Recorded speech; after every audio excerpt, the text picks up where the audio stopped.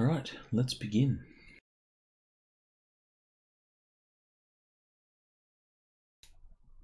It's late afternoon in the Emerald City, which means that, as usual, it's overcast, cool, and threatening to rain. You're busy doing whatever it is that a Shadowrunner does on a lazy afternoon when he's not. We don't have any she's. Yeah, when he's not busy shooting people in the face for money. When your comlink buzzes. Looking at the display, you see the familiar circle red Ork smiley logo of the Ork fixer MacCallister. Answering it, you see an unusual sight. MacCallister isn't smiling. In fact, he looks angry. "I've got a job and I need you," he says without preamble. "This one's dangerous, but it's personal and it pays well. If you're interested, come to the gold mine in the underground at 9 p.m. The bouncers will be expecting you." He disconnects without waiting for your response. Something has him on edge. Huh. It's uncharacteristic. Is that a group call? That is basically a group call. Nope, he called all of us individually just like that. And he got the last person was really pissed off because he's tired of saying that. Those of you that were present for the Copycat Killer adventure, please make a perception roll. You could substitute observation. I think Kesh was present. In the box? No, not in the box. Oh, I should explain the box to Kesh. Oh yeah, you didn't mention the box. If you need, what's in the box? Captain Button, if you need to, nice one. If you need to make a roll in secret, so that only the GM sees the roll, drag your dice and drop them onto the all-seeing eye icon that's in the bottom. I think it's in the bottom left, next to the modifier box. Yeah. Unless you move it. What that'll do is it'll make the roll in secret. Only the GM sees the result. So it's usually for things like perception rolls and stuff like that. Or like enemy or something like that. Yes. And if you look at the Twitch window when the Twitch guy is GM, you can see the results of your roll. Yeah, but that's cheating. Well, I guess it's a good thing that my actual screen there on the Twitch is sort of timed out and it's just spinning. That's cheating, and that results in immediate death by microasteroid or micrometeorite.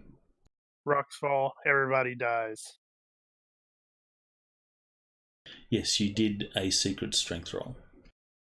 Yeah, I actually seem to think that Kesh was actually present during the previous. He was, because his token was on that map. So, I'll get a either perception or observation roll from Kesh, whichever one is highest.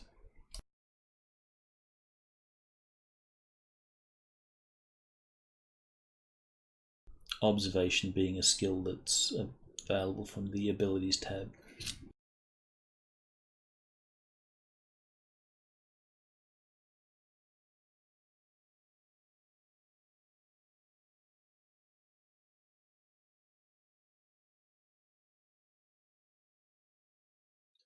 Perception will almost always be higher, unless you've spent more than 2 points.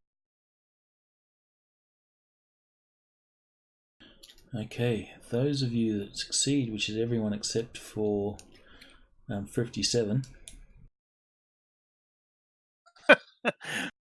We did It's the frost. one time. Yeah, we got one time. We know. He may have. It's not even right anymore. Yeah, but we know. Oh yeah, because it's a plus now. I didn't see that. Now I got to figure out how to use that. So, with the exception of Frost, everyone will recognise you've only seen MacCallister like this once before, and that was, after he found out his daughter was killed. His daughter Rebecca had been killed by the copycat killer. Did you say how long it was between About a week. now and then? About a Not week. more than a week. With regards to time frame, this mission actually mentions how long it's been since mission 1, I think. Oh, how badly have we effed it up? I'm just trying to find it. Because let's see, our calendar, we did, I think, 5A in February, and Rally Cry was in 8th of January.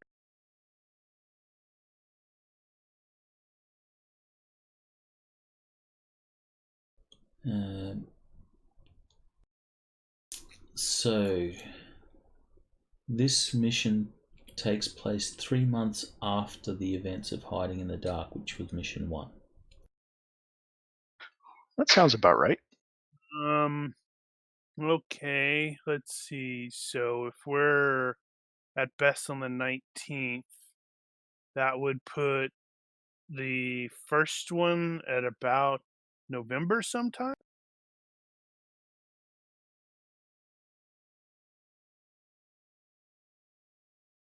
I don't know if you have actually updated the calendar there, Brian. So we are February, so Yeah, it's going to be 18, 19, or 20. Well, 19 is probably going to be the latest because you said not more than. No, wait. Rally Cry was not the right one. Rally Cry was 3, and the other one was what? 29th. 4 something? It's 29th on the calendar. Mission 4. January 29th. 5A. 5A is the one that we just did, which was Right. so that's February 12th. So I will bump this forward.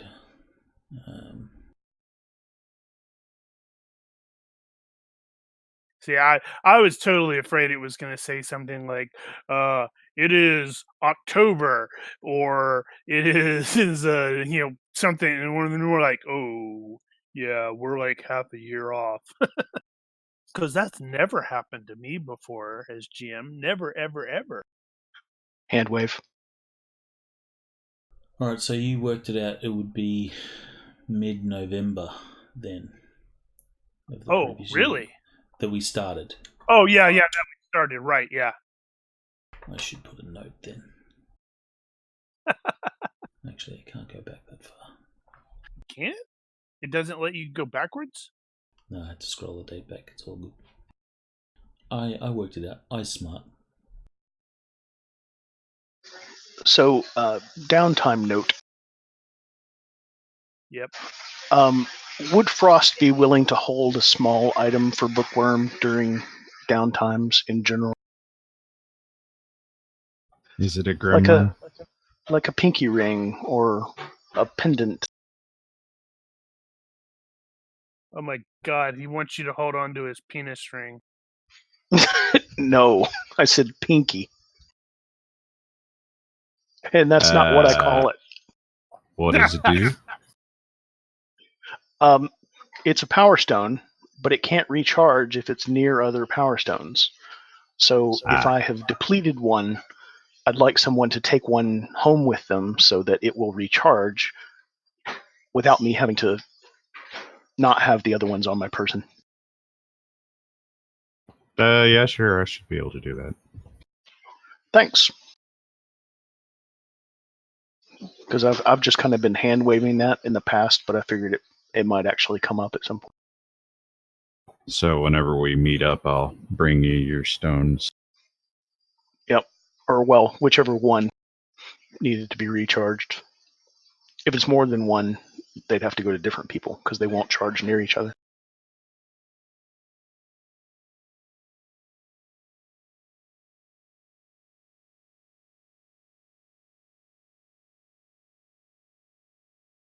You know, just saying that, I don't know that I ever figured out where he lives.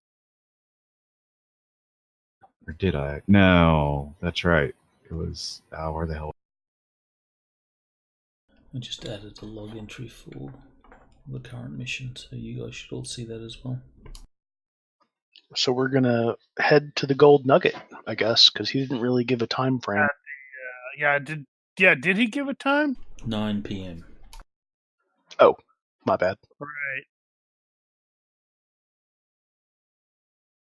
So, yes, those of you that succeeded your role will recognise you've only seen MacCallister like this once before, and that was in relation to his daughter Rebecca being killed.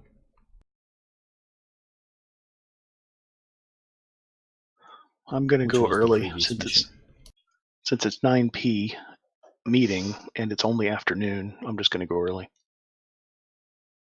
You know, I'm definitely going in geared up with the presumption that Oh yeah, taking my stuff. bad Yeah. crap is about to happen.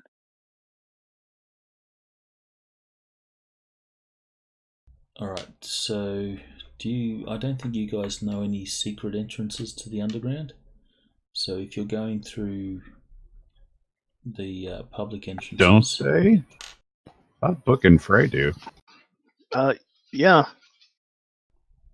Wait, why are we going secret entrances? If you're going to be carrying an arsenal with you and stuff. Oh, well, no, it's not necessarily an arsenal. It's going to be his standard loadout with the pistols and stuff. Wow. No, that's not right. You'd have to put an actual whatever your the check is in the level. So it's probably going to be 12. So in that case you would have what is it, succeed by 0? Where did you roll that from? Other. He was creating one. Bam, there you go. Yeah, I do that all the time. I do that with like contacts, allies, mage sense, secrets. If it isn't a skill or a spell, but it is going to occasionally need a roll, that's where it goes.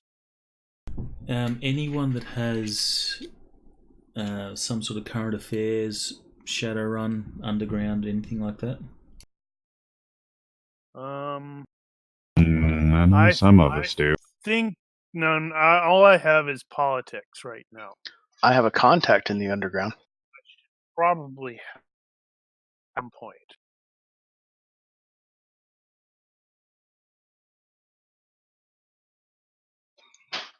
Yeah, I do have current affairs Shadowrunning as well. I got those at default. I need to actually put points. Hey, current affairs Shadowrunning.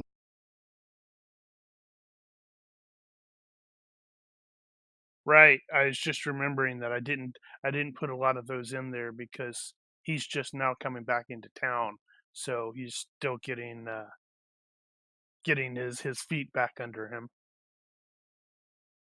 All right. So Kerry, Bookworm, he is aware that MacCallister, since the events of the previous mission, MacCallister has been doing a lot of matrix searches and has been asking a lot of questions about his daughter's death.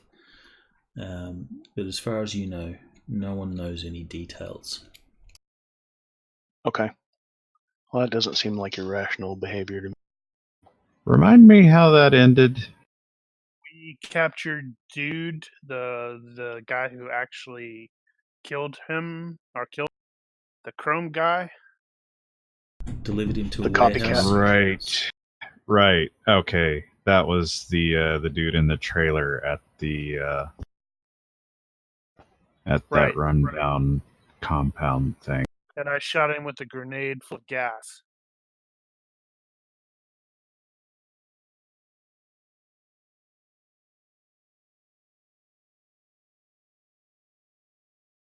And then, we turned him over to MacCallister, who said he's going to get a couple of pipe-toting orcs with some pliers and blowtorches.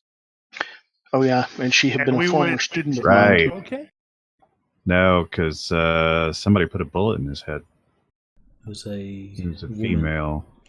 Right. Yes.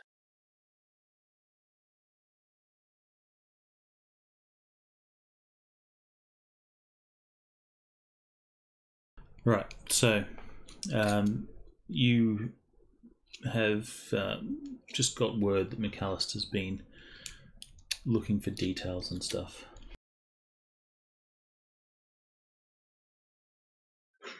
Okay, I'm actually not going to mention it because that doesn't seem weird to me.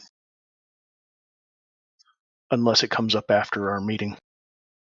Is anyone doing anything special prior to heading to the gold mine? Actually, Gold mine. I thought it was gold nugget. Gold mine? Is that what is the gold mine? That is the nightclub restaurant that Johnny Junior Torini runs in the Ork Underground. So, Okay. That it's is the Ork not Underground. MacCallister's place. Right.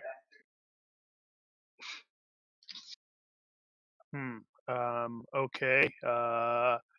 I think if that's the case, I'm probably going to maybe reach out to Book, simply because he knows I know he has, what was his name? Pip as a contact. Oh yeah, right. That's it. And I had the contacts list. Yeah, and figured we could assemble and have Pip maybe lead us in. Yeah. I'd also ask him what he knows. But we do know a secret entrance. It's at the ruins of Murphy's Bar. Oh right, yeah. Or Murphy's Law. Yeah, I'm not sure if I had no reason to really. Oh right, you said you were going to go there early. Yeah, I was going to go early. And I will try to get in touch with Pip using the phone that I gave him. So let's see. I think that's a 9 or less. Well, I guess Yeah, I'm pretty sure. Pretty sure. Else Been down there. Yeah, well, if nothing else, we can all sort of like at least do the. Ooh, No. Lovely. Good thing it's not a skill roll. What are you talking So about? Pip is He not clearly threw that. He lost that phone, man. I'm thinking No. if nothing else, we can at least coordinate with everybody so we all know. Hey, yeah, I got a call from MacCallister, and if you mention you're wanting to maybe meet there early, we could maybe pick an assembly point or something. Yeah. Yeah, because I think I'm going to end up taking public transportation wherever we're meeting up. Good Jeez. God, with the bad roll. I'm trying to. awful. We're getting rid of them right now. I think it's hysterical. Maybe I should roll something. How many adventures have we gone through with this? And Frey's been present. This is 5 or 6. I can't remember. He started with the one on the rooftop, where we started on the rooftop. Yeah, I think I started the second one in this run, and I have yet to actually successfully get my ally to come. I'm constantly rolling like 15s and 16s. All right, so nothing particularly special. I can't think of anything. No. Time of day? It is currently 6 p.m. You were told to meet at 9. Right.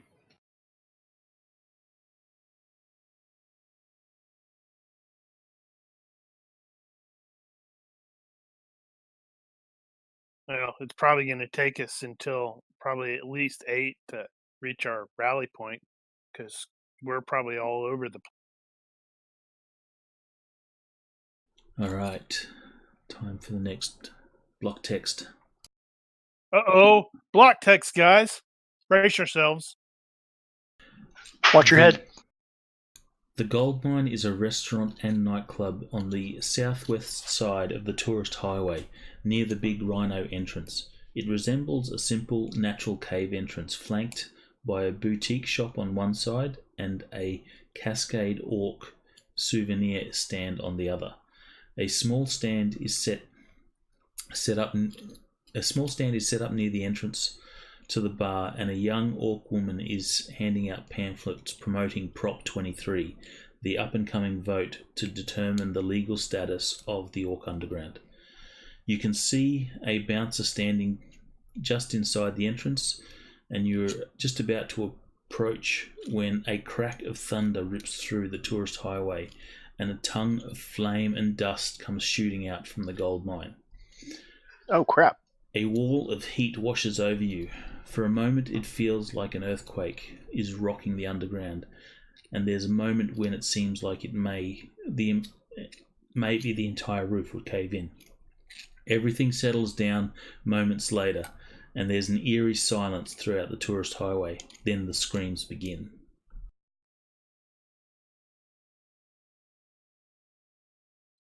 I will rush to help the wounded and start casting heals everywhere. I'm looking for MacCallister. Good idea.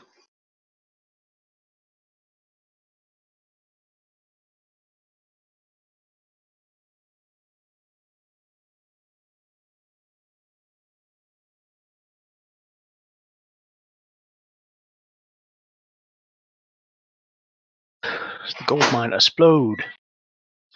And yeah, you're correct. Frey was there on the run where we met MacCallister at the gold.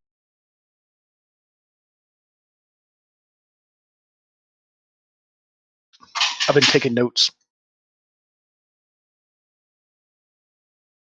Yeah, I'm thinking I'm going to try to, since I'm not running here or in the face-to-face, I think I'm going to try to actually make myself go back and do the outline for the blog for these, so we have at least cool. a quicker. What happened again? Does anyone have current affairs like clubs and stuff? I think Book had something. If anybody does, I do. Let me look. I have pop culture and headline news, Seattle, and Shadowrunning on my current affairs. Sure, give me a roll on that, -2.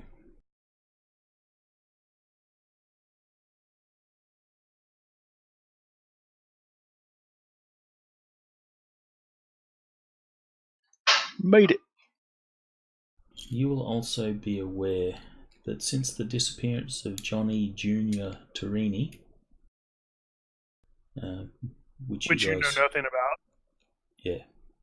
Know nothing about.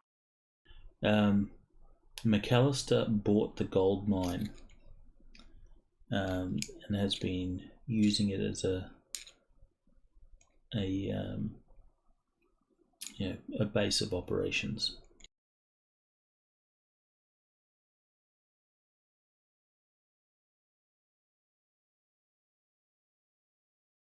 So, right. Okay, so in the aftermath, the dust is thick. The dust and smoke is thick and almost choking. So Book was stumbling forward to try and help people. Yep. I'm doing the same, but I'm mostly looking for MacCallister. And Captain Button, you only have to worry about whether it's your turn during combat rounds, which we're not in right now. So you can just go ahead and cut loose with whatever you want. Yeah. And since you're not on mic, you don't have to worry about stepping on anyone. Yeah, if there's anything that you want to do, say, or whatever, then just pipe up and do it. turns are only important in combat rounds, as Kerry mentioned. Frost is going to basically follow the other two around as they're helping out, but he's mostly scanning news. Can I get a universe reaction roll from Book, or anyone that has Pip as a contact? Can make a roll, please. Uh-oh. No, I don't like where this is going. yet. Here we go. That's only Book, I believe. Oh my god. Well, that's very Wow. good. That's the one time you want to roll that. Yeah, He was contacts ejected. are under. He No, was he said ejected out of the restaurant right into a pillow factory.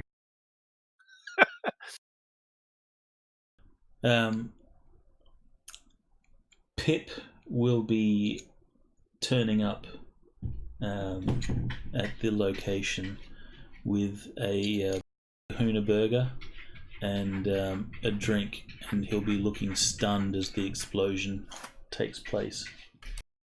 It's the "I could have been in there" look. However, looking amongst the people that are laying on the ground, you will see that there is a bunch of innocents, Ork Underground residents and tourists alike, that have been killed by the explosion. Perception rolls from everyone there. Oh man, I think that's all of us.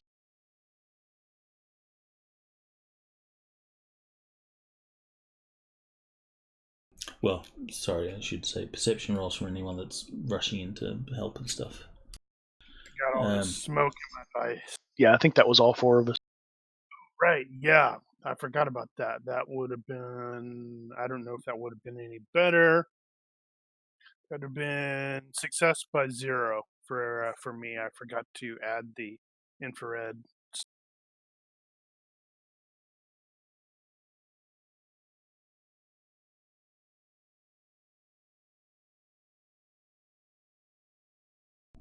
So that's successes all around. Frost, you will be the first to notice, followed soon by... Oh, Frost, you will notice. You can see MacCallister is among the victims of the blast. He is laying on the ground and, moaning, groaning, and he looks in a bad way. He rolls over and you can see that his arm has been... he's lost an arm completely. You got MacCallister over there. He is injured. I will go where Frost indicates and cast Major Heal. Lay my hand on him and say the words. Semper Fidelis Hoorah? No, wait, that's Bless. It is his right arm that has been severed. Yeah, I can't do anything about that, but I can keep him Blown from off just bleeding below out. the shoulder. Ouch. Yeah, but he can get a really good cyber arm. You will cast a Major Heal, and it immediately fails. Meaning that you know that he has been mortally wounded. So it'll work for the bleeding and such, but he's still dying. Huh. Okay. So hit points and stuff have been healed. Bleeding stopped. That means, but he had already gone to 10 times hit points negative. No, he's in quotes GURPS, mortally wounded, like failed health roll by one or two, which means he actually needs medical assistance. Surgery. Yeah, I ran into, if you recall, Carrie, I ran into that with the, I think it's Vladimir. He took enough damage to go into the death check threshold, but so it's like you need to make the death check, and then when you bind him, that takes him out of the death check threshold. But yeah, definitely need medical attention. So is Pip there? Is Pip like running around with us, or did we just happen to see him? He walked into the area with a burger and drink in hand when the explosion sort of took place, so he was completely out of harm's way, and he's just standing there stunned at the moment. Okay. Not sure, what to do. This is something of shock and horror for him. He's definitely not skilled in any sort of medical or anything like that, so he's completely a fish out of water in this situation. But he may know where a good street surgeon is. Yeah, and I'll attempt to tie a tourniquet with first aid human. You will look at MacCallister, and you will see that you'll see that his the hint of detail of lights flickering in his eyes, like a heads up display in his eyes. I'll yell at him. What do you need from us? He's looking past you, completely out of it, and then he passes out, falls unconscious. Oh, dang it! Well, at least I can talk to his ghost if he doesn't make it, because I'm right here where he died, and I have the body, so it'll be an easy roll. You each get a message on your comlink from MacCallister.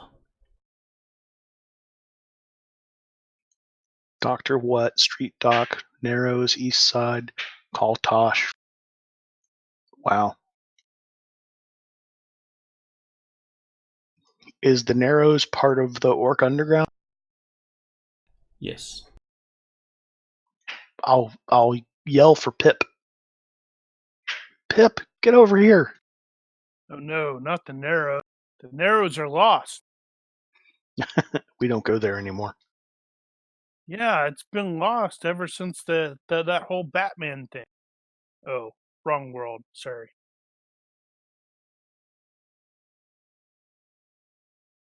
Right place, though.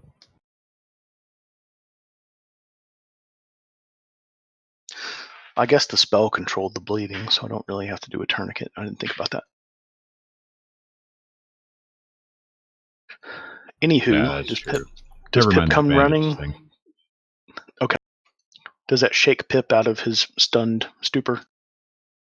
It does. He drops his drink and burger, which says a lot considering it's Pip. Yeah. Is it just me, or has he gained like an inch or two since we last saw him?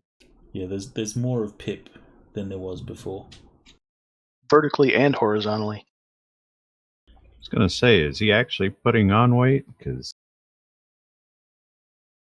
I gave him a lot of money. Where's Pip? McLarge.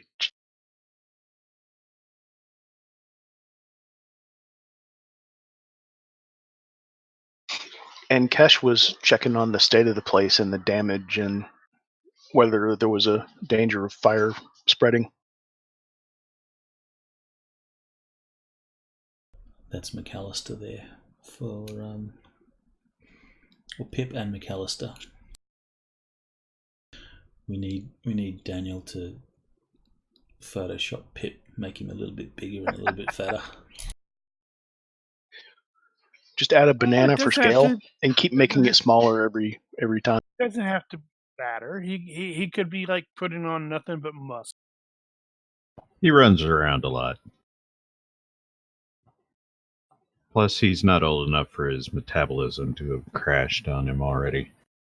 All right, don't orcs live shorter lifespans than normal in I believe they Shadowrun? are Yes. shorter, yes. So looking at him, we might see that he might only be like 7 or 8. But he's like high school football size. Yeah.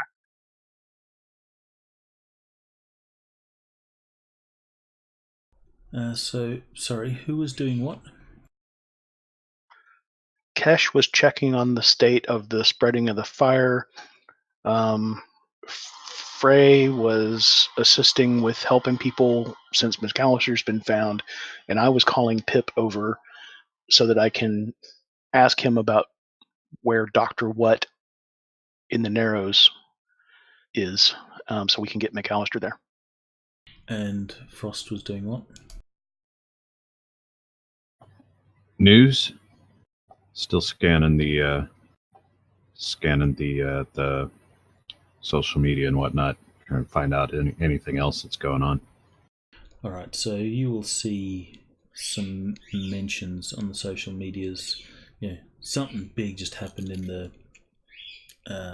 Ork Underground, and others are saying, "Did you feel that?" Sounded like, felt like an explosion, and that's just sort of cropping up as, things are happening in real time, basically.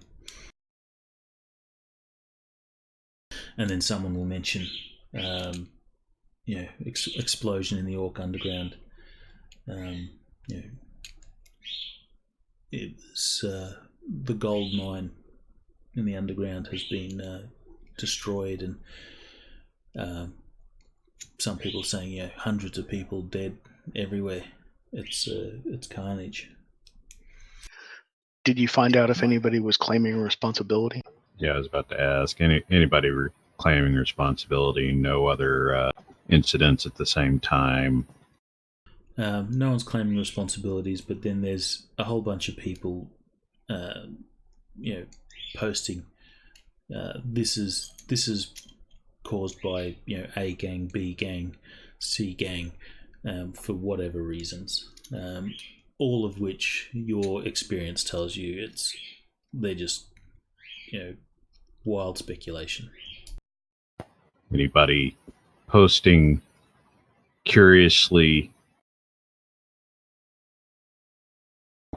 trying to think of the right word, curiously well positioned images of the explosion, that sort of thing? No. Oh yeah, like why were they filming? No, there is like footage and clips of people that have sort of turned up after the event. The media people, which let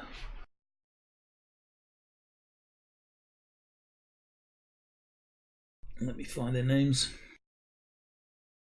Joe Martin from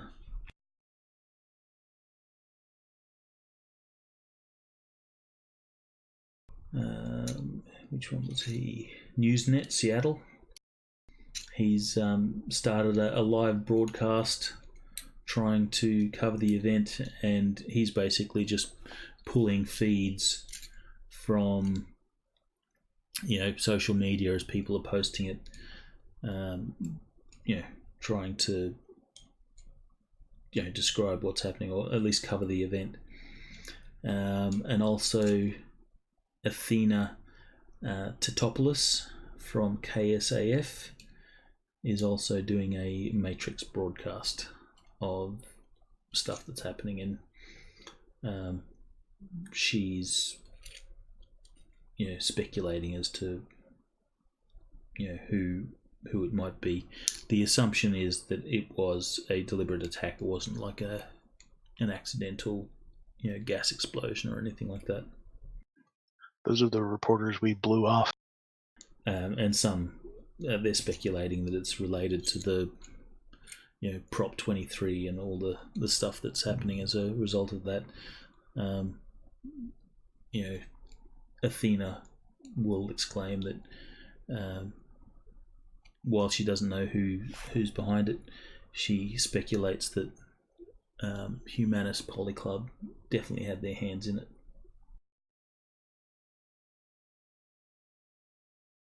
It's a pretty safe bet. Because they're assholes. Yep. So Pip turns up and you can see that he's like freaked out. He goes, I don't know what to do. Well, is he dead? To see if I misunderstood MacCallister's intentions here, is he like asking to be taken to a street dock, or was he telling us to talk to a street dock? Because if he's presuming dead, taken to. Yeah, he's not dead yet. Well, I could do both. He's too dead for a spell to save. Yeah, but surgery can save him, potentially. Ah, okay. Yeah, well, let's try it. I'm going to say we need to get him to Dr. What in the Narrows. Do you know where? Pip just nods and says, "Is alive?" For the moment, we got to move. Come on, show us the way. Does Pip know you're a mage? Yeah, absolutely. He'll ask, "Can you save him?" Already tried. He needs a surgeon. Is Dr. What a surgeon? Is he a cutter? He nods. Well, let's go. And I'll turn to the other three and say, "Let's go, guys. We gotta pick him up and ambulance him to wherever Pip's." Right, we need to jury rig a quick stretcher thing. Kesh was going inside. Yep. Give me a dex roll. This will represent how well you navigate the inside of the club, so as not to get yourself in trouble. Not a problem. There is some small localized fires. There is a sprinkler system that is going off and spraying water from destroyed pipes, so they're not actually spraying from the outlets, at least in some places where the pipes have been destroyed and it's just water flowing out, so they're not entirely effective. There are people in that are obviously dead. There's it's a fairly gruesome sight. Bits and pieces of people, staff, waitresses, and so forth, dead on the ground. Some of the faces Kesh would recognise since he's been to this place a few times.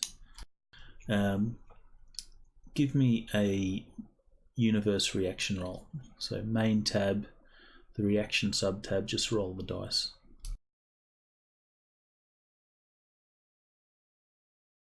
Fortunately for Kesh, none of the people that you see dead on the floor are people that Kesh has become closer to over time. But there are people that you recognise.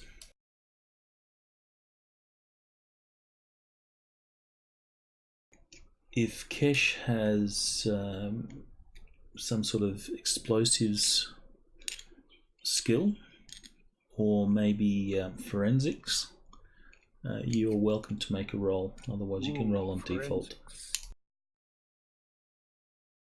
Damn it! I think Frey's the guy that has forensics.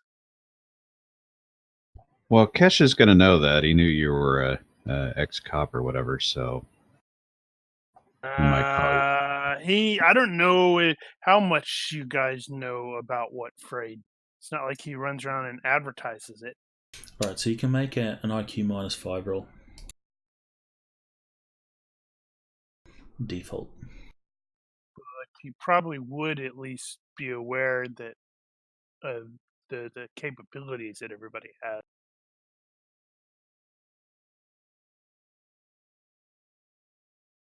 The place is a complete mess. No one inside is in a state where you can help them at all.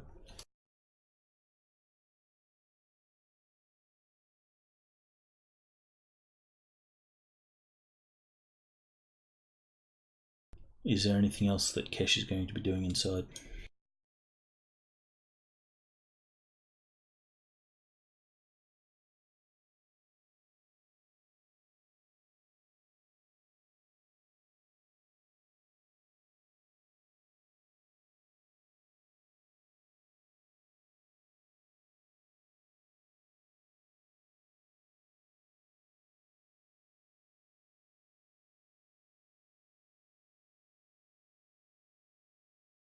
It is just about at this time, Kesh, you will turn up just when Bookworm mentions, we need to get MacCallister to the dock.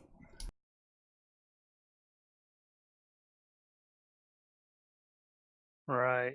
So we need to jury rig a structure of some sort. I don't know how far this place is.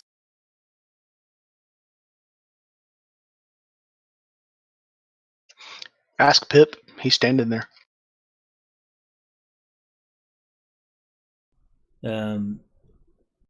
He says, just a few minutes. All right. You will spot one of the rickshaws, which is, a common sight in the underground since there's no vehicles or no streets big enough to support vehicles.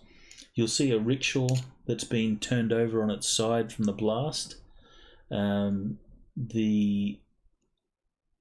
guess you'd call him a rider, cyclists. Right.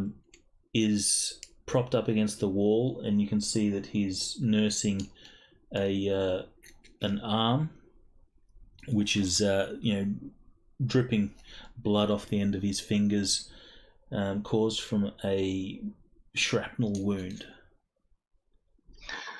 I cast Minor Heal on it and ask him if we can borrow his rickshaw.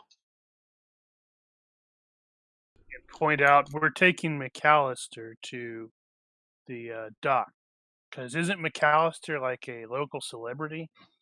Yeah, I mean he's an advocate for. I thought MacCallister was as well. Are we mixing them up? Yeah, you're mixing them up a little bit. Johnny's the celebrity who's really trying to. But didn't MacCallister buy this place? MacCallister did, because this place used to be owned by Junior.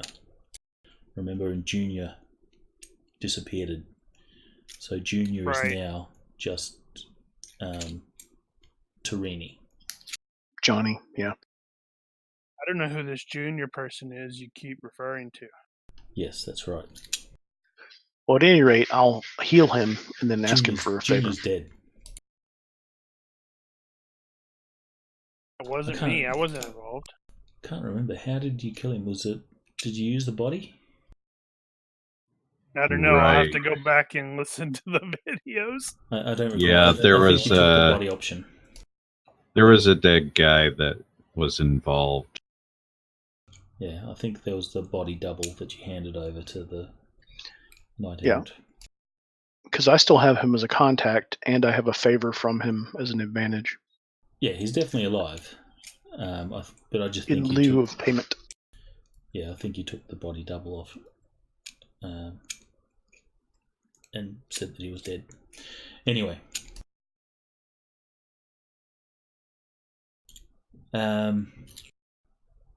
give me a reaction roll.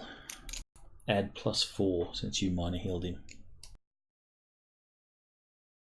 You ripped the bit of shrapnel out, and the guy lets out a scream in pain, which you immediately settle with your minor heal.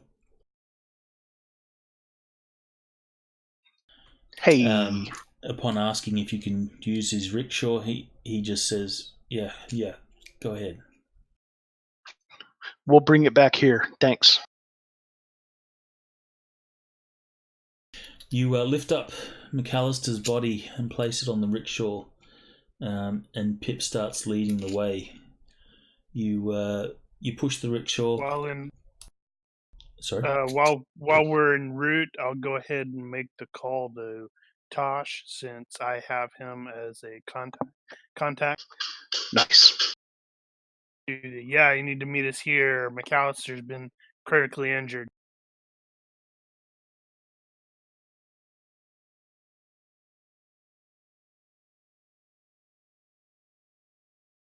Okay, we'll handle the call with Tosh in a moment.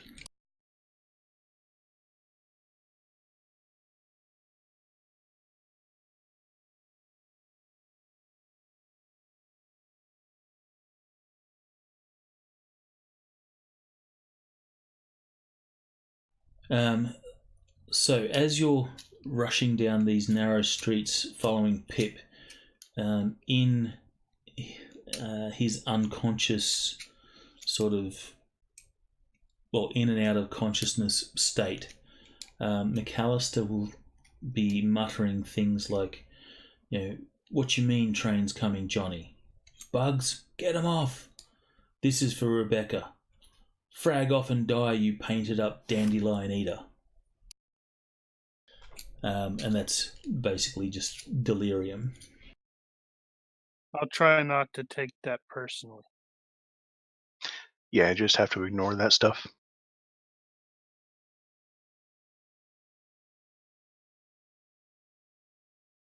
Besides, I'm Elf John Wick. There's no way I'm not a meat eater. All right. So you're the opposite of a vegan activist in the elf community. You're a meat activist.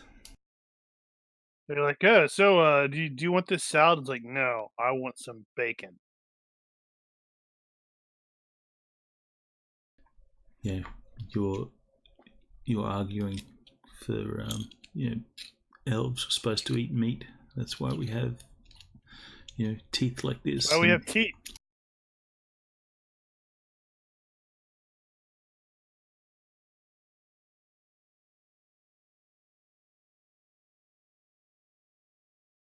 Actually, so you made the call to Tosh. Yep, I have the contact thing, but I'm guessing that's not relevant for the adventure. No, so this is a free contact with Tosh. Nope. He ignores me. He will ignore your subsequent calls for information. Right.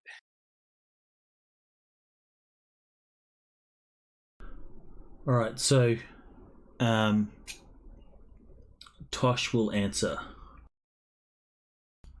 I didn't expect a call from you. What's up? No time to talk. We're rushing MacCallister to Dr. Watts. He was in the He said to contact you. Is he okay? He doesn't look great. He lost an arm. Book did some healing stuff, but it hasn't really done much. We'll talk later. You get him to the dock. Make sure that he survives. That's where we're going. You can hear there is a distinct tone of concern in Tosh's voice. Your dealings with Tosh is that he's a fairly stoic individual, but you can actually hear there's a tone of concern in his voice.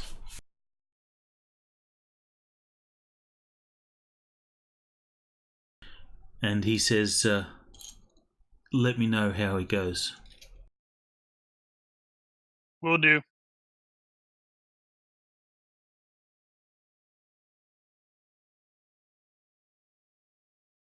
Okay, so clambering down these narrow streets, Pip takes you directly to Dr. Watt's clinic. There is a neon sign out front of a small sort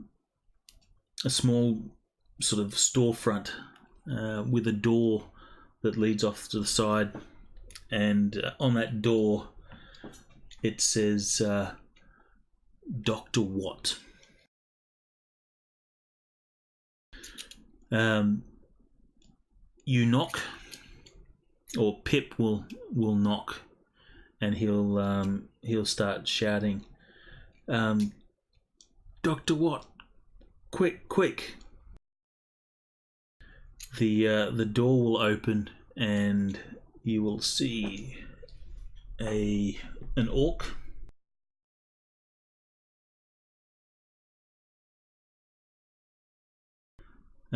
You'll see an orc who looks down at Pip and will see MacCallister. He'll take a quick look at him.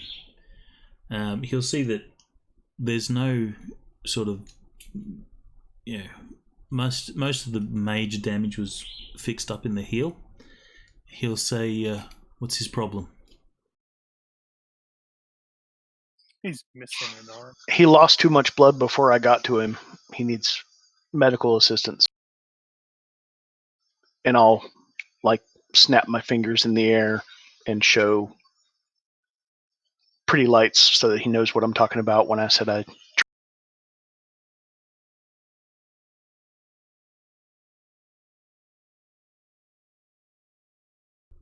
Okay. He says, all right, bring him in.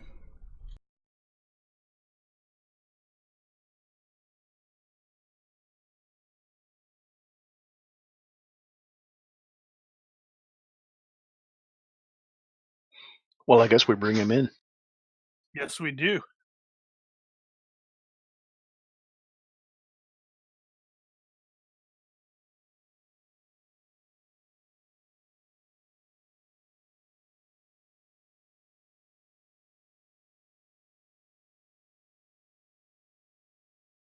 And then I'm going to get out of the way because I know I'm just going to get in the doctor's way. So.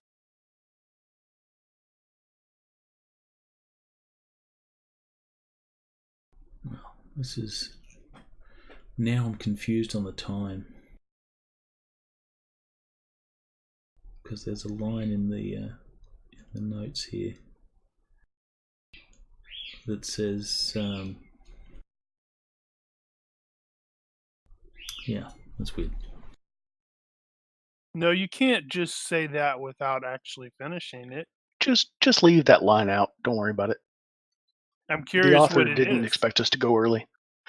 The author assumed that we would go at 9. No. No, this is in relation to Rebecca's death. Oh.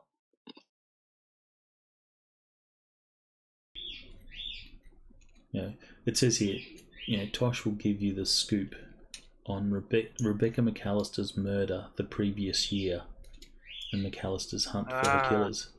So here's the question. I seem to remember when we were playing the previous one that some of the images you were putting up they looked a little different. Was that maybe from like a different story arc that you said, "Oh crap, I'd like to have these guys play this"? Really? The previous mission was a convention mission, which slots. It says that it slots in, just before this one.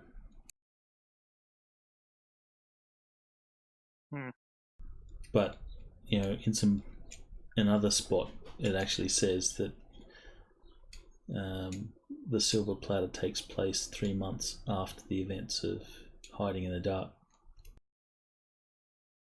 Well, I guess it stands to reason if what was I'm trying to remember what the previous one was called. That was Copycat Killer. Like maybe that was supposed to. Did you say a year? Well, yeah. Yeah. Oh well. But I will. I guess this probably honestly, that this makes a little more sense to me than, why would it have taken a year for him to find out whatever the information it is that he was looking for? That's true. That's why when I read it, it says Tosh gives the scoop on Rebecca McCallister's murder the previous week, and McCallister's hunt for her killers. Yep. Bam! Problem solved, Doing right? great.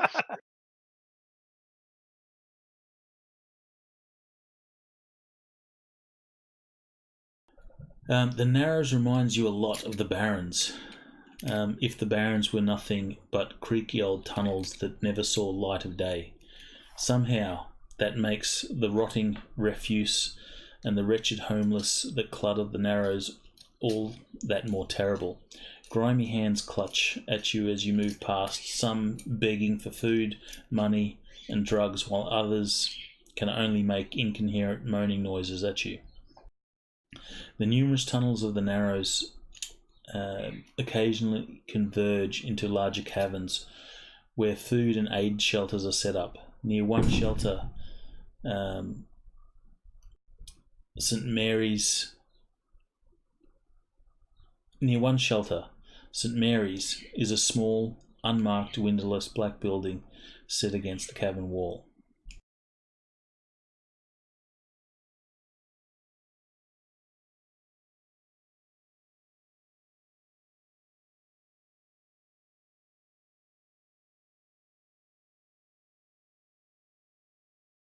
The door to the clinic opens, and an ancient, wizened Asian descent peers out at you from behind thick goggles festooned with add-on attachments. What are you? What do you want? He croaks at you and notices the condition of MacCallister. Never mind. Get this man inside now. He obviously needs my help. Deja vu. Yes. So we get him inside quickly.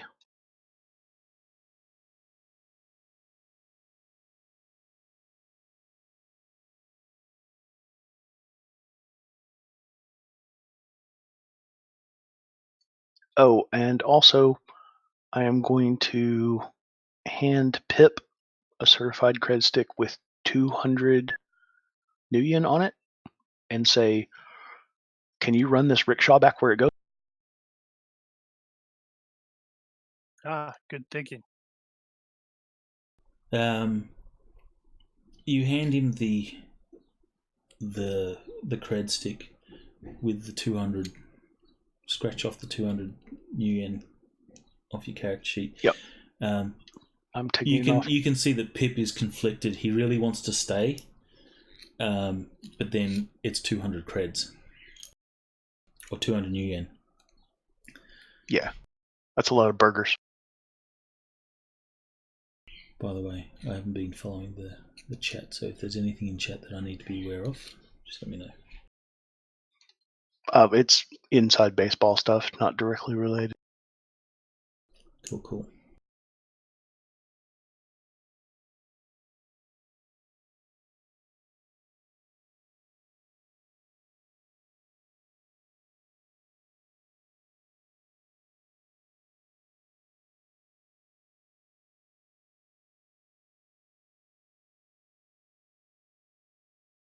Now you told Tosh where you were taking Yep. MacCallister? Yeah.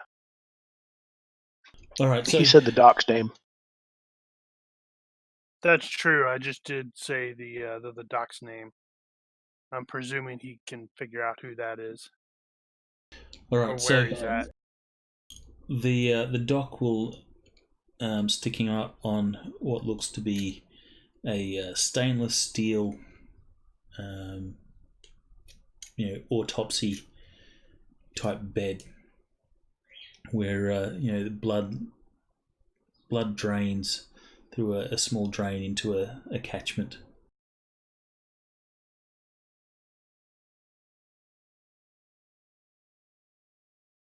And he begins to immediately start working on MacCallister, and he says he doesn't look so bad. He looks to you guys. Magic? Yeah, I sealed him up as best I could. He then goes and pulls over a trolley with a bunch of medical equipment and immediately begins to hook MacCallister up.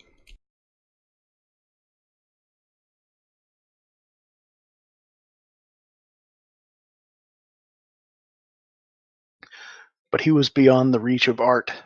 He needs science.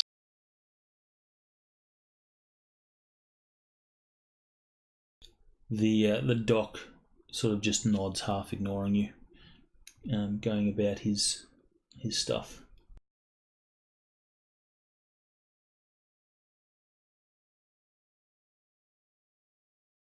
That doc is totally like blah blah blah magic, whatever.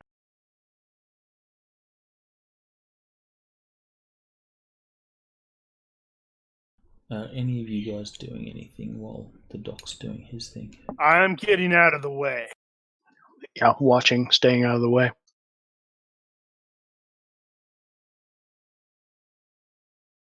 I am continuing to keep my finger on the electronic pulse. I think I might observe though, see if I can't pick up some tips on fixing orcs. I'm actually going to start data mining for potential threats, I guess. See if there's any chatter out there about suggesting a possible culprit.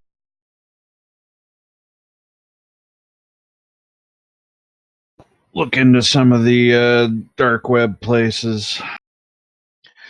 As Kesh leaves the room, Book will say, "Hey, watch our back, would you?"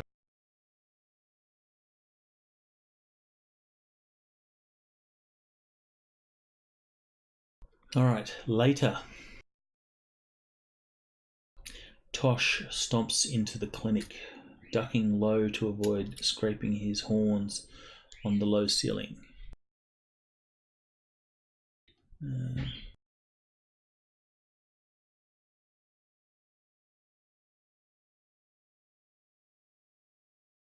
For Captain Button, Tosh is a cop. He's a detective for Knight Errant. Ogre, I want to say? Working with the Troll. District Attorney Troll, Dana right. Oakes.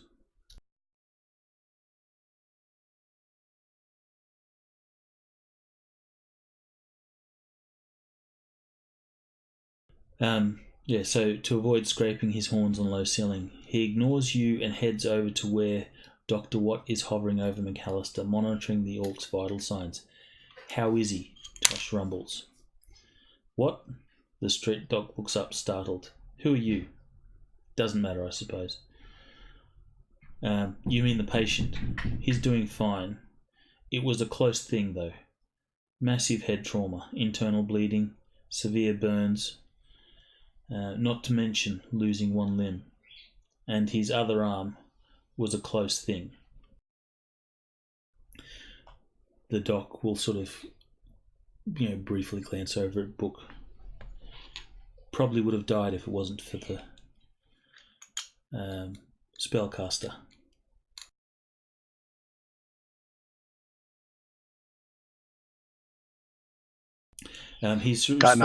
He's responding well to the treatments, though, so I'm confident he'll pull through. He'll be in an induced coma for a little while to allow the trauma to heal. The befuddled street doc makes some more notes on MacCallister's medical chart as Tosh turns to look at you guys. Okay, chummers. As the orc would say, I want to introduce you to my team. Let's talk biz. Outside the clinic is a rather motley group of armed thugs. They look confident, at ease, and very capable. If it weren't for the knight-errant badge that each of them wore, you would easily mistake them for your average street gang. Mind telling us what the hell is going on, Tosh?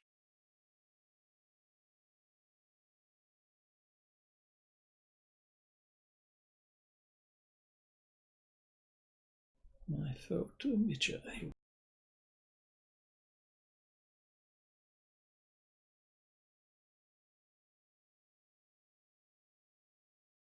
Yep, that's a motley crew. I'm looking at some of those pictures and thinking that is some weird. What the heck is that?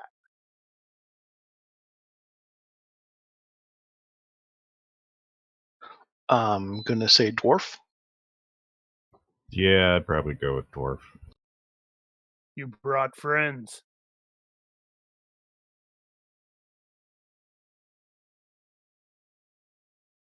I did.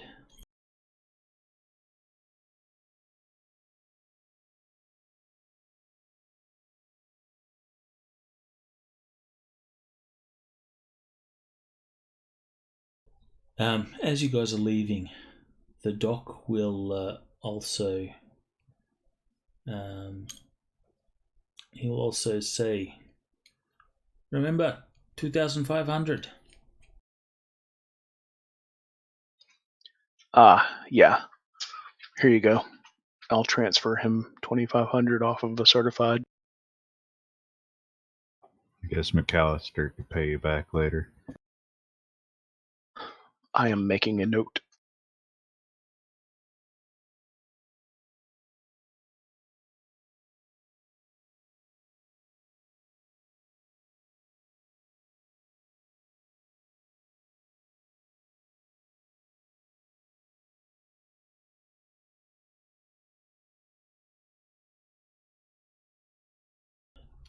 Tosh will say, guys, I'd like you to meet the Black Knights.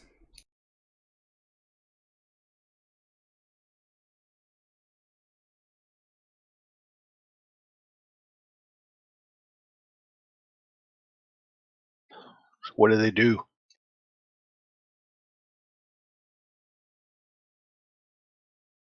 I will tell you as I bring up their photos.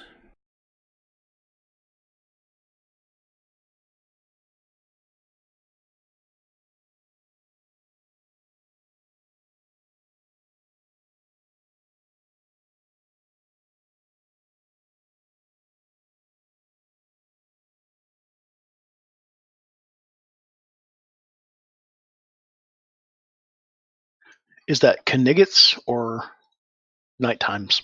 Kniggets.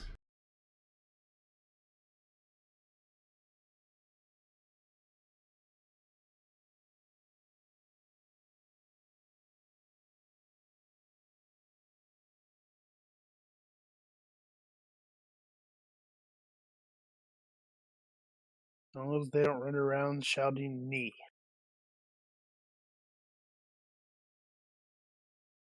I'm starting to get way too many images in my folder.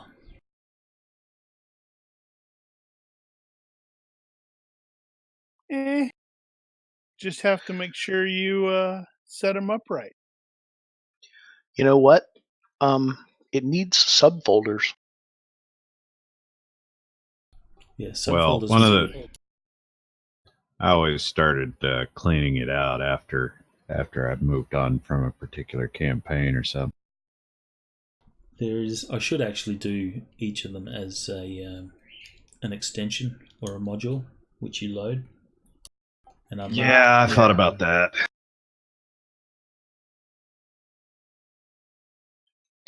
I did that with my Star Frontiers counters and tables and stuff.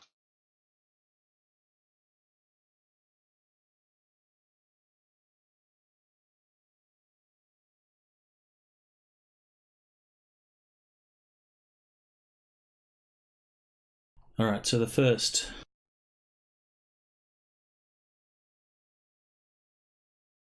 This here is Michael Quincy Raleigh.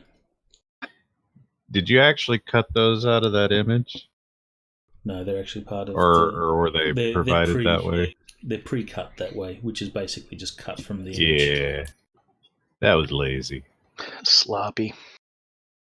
Could have just labeled the image, the big image, with all of them on it. He has a deformed hand. Quincy is our newest member of the Black Knights and a former Lone Star DPI officer from the Denver area.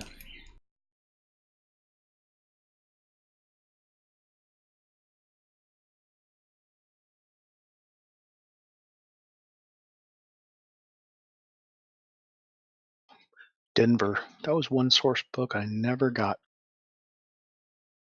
Denver is a spot where there's different, basically borders intersect in the city. So you have, if you recall, what's it called in Banestorm? The Treadroy, yeah. Same sort of setup as that, where different parts of the Border city. Yeah. Yeah, as soon as you said split up in the city, my brain jumped to that city. I'm like, oh yeah. Cool.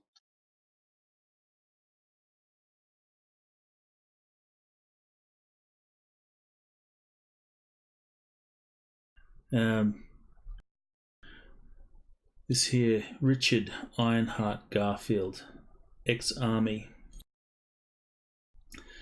and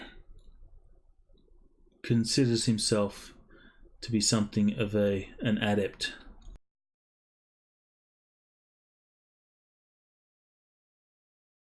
What does that mean? Though yeah, which kind of adept? Physical adept.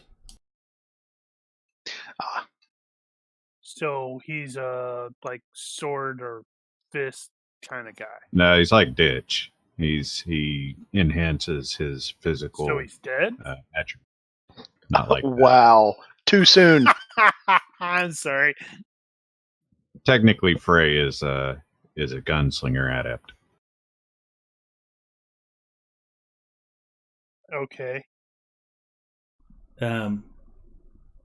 Though we haven't seen an ounce of magic through him at all. Who, Frey? No, Richard. Richard Ironheart. Oh, gotcha.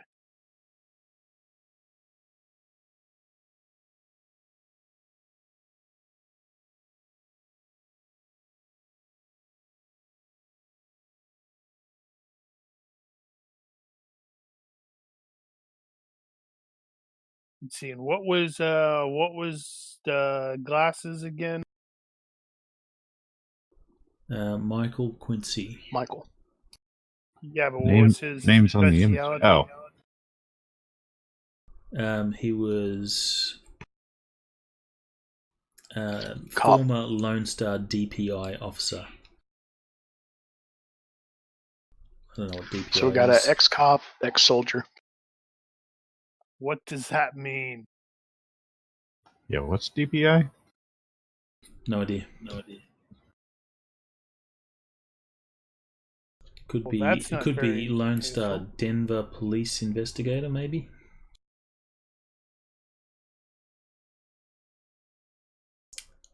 Regardless, you guys will know what DPI means.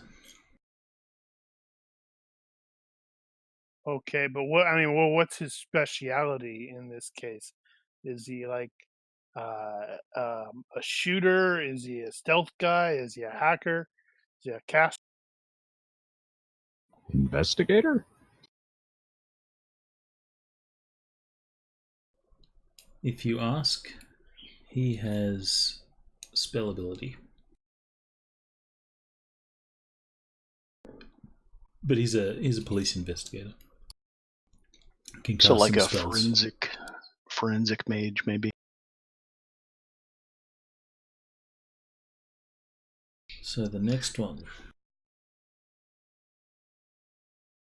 See, we can't trust him because he's got 3 names, and only serial killers have 3 names.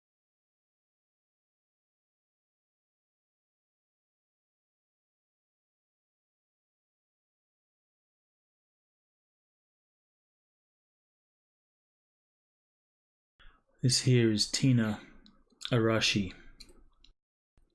Originally from Detroit, she was a trainer in infiltration techniques for Ares and its Knight Errant division, but transferred to Seattle when Knight Errant got the city contract. Is she an elf? Fancy. She's a ninja. But look at her ears. Elf ninja. Shiny.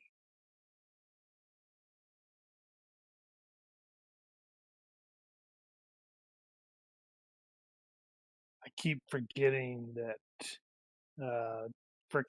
with Shadowrun, it's like, oh yeah, elves can have normal names. It's here, Proud Mary Evans.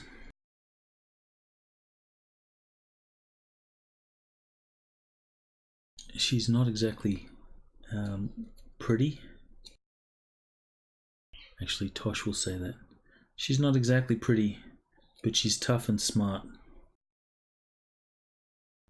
Some of you may notice the Amerind descent.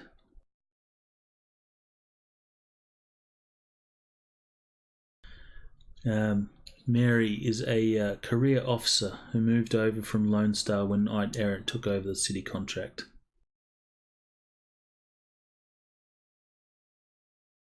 You will notice that she has a data jack in her temple, or right temple. There is also a tattoo on her right arm of a Lone Star circle and a star logo with the number 17 on the bottom of it. Those of you with a police background, which is probably Frey, will see this as something of a tribute to her Lone Star precinct. Technically, paranormal investigations. Cool. Yeah, technically, he doesn't have a police background.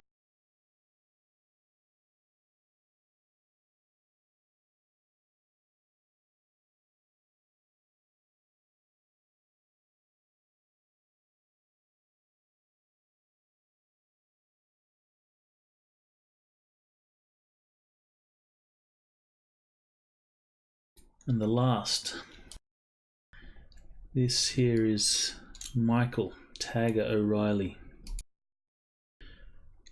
Tagger is our youngest member of the Black Knights.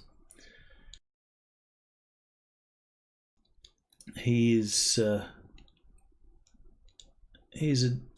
hacker and does some magic with the Matrix. All way beyond me. You will all notice that he has numerous piercings and tattoos on his arms and neck. Basic. Have I heard of him?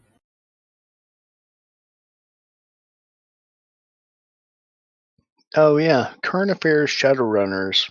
Have I heard of any of these people? Well, yeah, there's that too. Roll on current affairs Shadowrunners. I thought I had picked up a hacker-related current affairs. I don't see one though.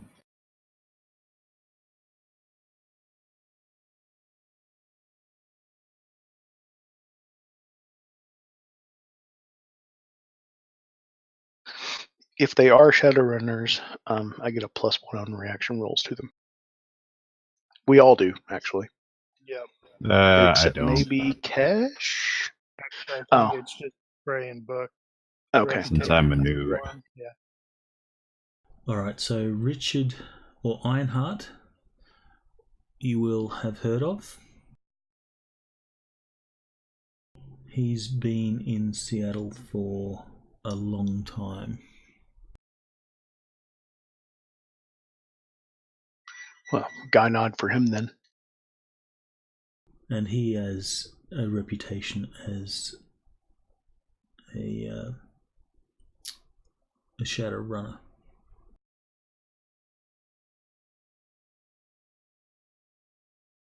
Like a +1 badass reputation. Yes, so like all these have various career backgrounds, Lone Star, police and stuff.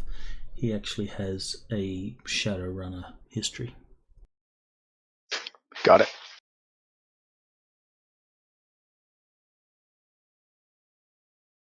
And that would be the only one that you've heard of. Okay, well that's actually good enough for book. Actually, Frost, I assume Frost plays games and stuff? Yeah. Frost, you will have heard of someone that plays Fort Day, who goes by the handle Tagger. Whether it's this guy or not, you don't know. I did have current affairs for hacking.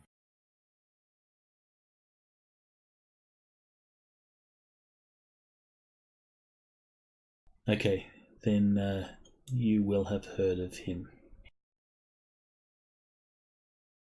He is doesn't have much of a history. Grew up on the streets as an orphan.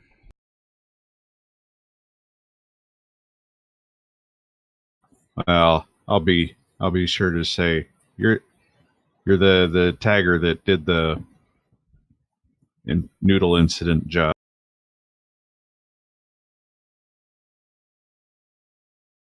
He looks at you with the yeah, that's me look, but he says, no, that wasn't me. I have no idea what you're talking about, as he's nodding. Pretty much. So these guys are legit, probably, even the ones we don't know.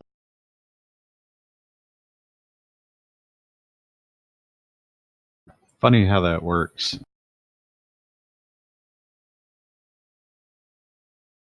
One guy has the reps, so everybody sort of gets the benefit of it. So, Tosh, what happened here? What are we doing? Why did he say to call you? I've been working with MacCallister to try and find out who was behind, who was pulling the strings of the copycat killer. Now, we were under the impression that the guy who did it was working with that politician whose name is escaping me right now. Governor? We lost Captain Governor? George Mathers. Sorry, it's not copycat killer, it's copycat cutter. Just a heads up, we lost Captain Button out of chat. Voice chat. Front row.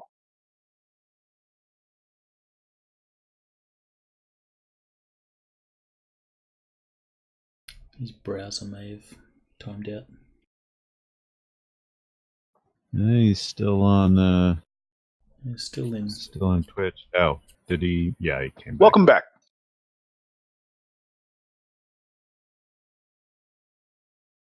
Yeah, if you're not doing anything, this is to Captain Button. If you're not doing anything at the moment, you may wish to download Discord instead of using the browser. Actually, Captain Button is not marked as muted now. Do you want to try to talk?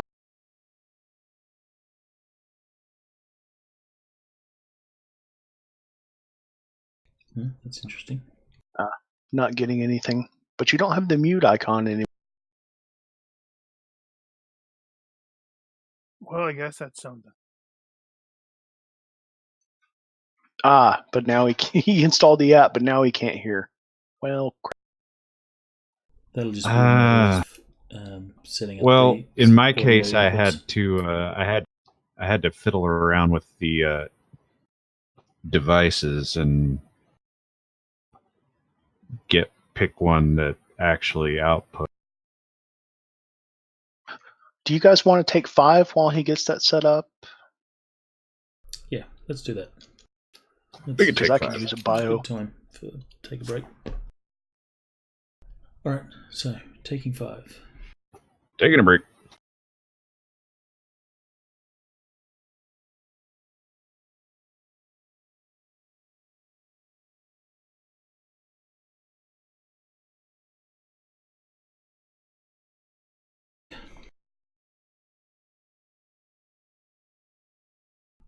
All right, so Tosh has made some introductions to his Black Knights.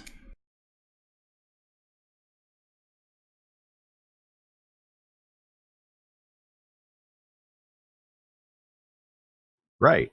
Why are we talking to these people?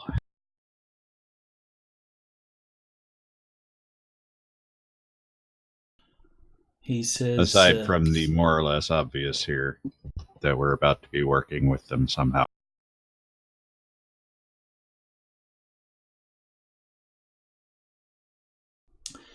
He says MacCallister has been investigating into who's been pulling the strings on the mine cutter. He's almost certain that it is George Mathers, or Mathers, depending on how you want to pronounce it. I think it's Mathers. Mathers if you're Australian. It's Mathis in the U.S. No, it's there's an R in it. I think it's Mathers. Oh, there's an R? The soft TH. Yeah, that'd be Mathers. Because of Rebecca's death, this is very personal to MacCallister. So he's called in the Black Knights for this job, as well as you guys, of course.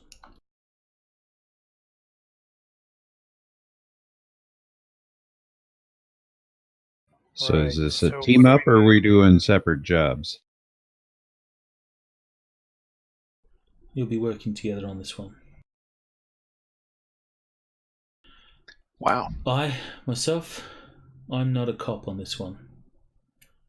I'm a paid consultant.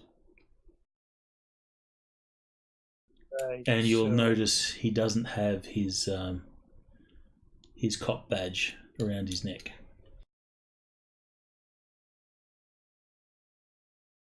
Which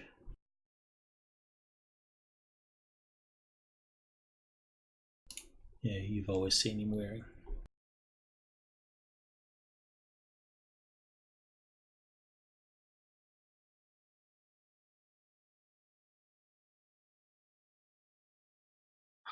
So what's the job?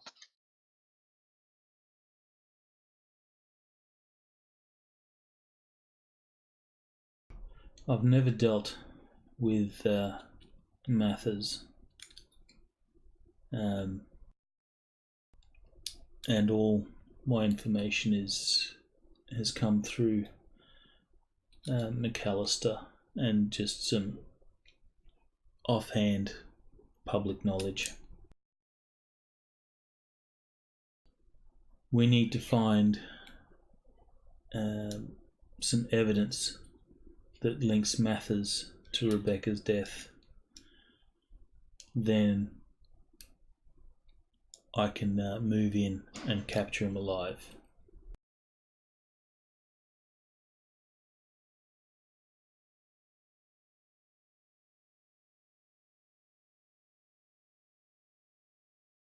Right. Do we have his address? That seemed the logical place to check. I'm trying to recall what we ended up doing with the data that we pulled from the trailer. We gave it to MacCallister. You did. I believe I probably kept probably copies. I think I specifically said that. Oh, I think you probably did keep copies. I'm negotiating on MacCallister's behalf, and the price tag on this one is 15 grand each. All right. For MacCallister.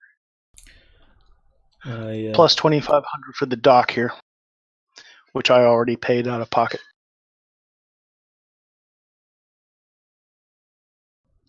I was going to say that's a hard limit, but the 25 grand for the dock, MacCallister will cover that. We say 25 grand. Don't interrupt. Don't interrupt someone when they're making a mistake.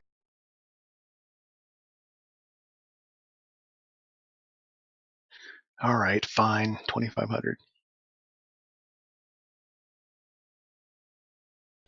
Is anyone going to attempt to negotiate? Mathers, the suspected murderer, is who we are out to find evidence. He's not the murderer. He was pulling the strings of the murderer. He basically put the murderer up to it. Gotcha. Ordered the hit, so to speak.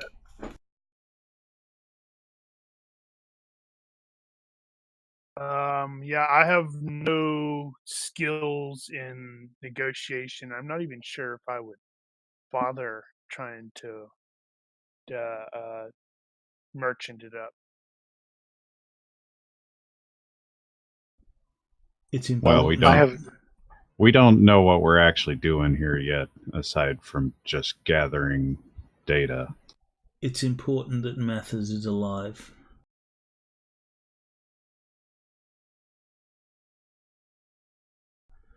If Mathers somehow dies, then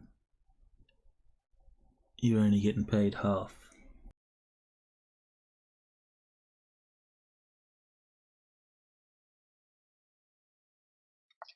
So we need to make sure he doesn't die.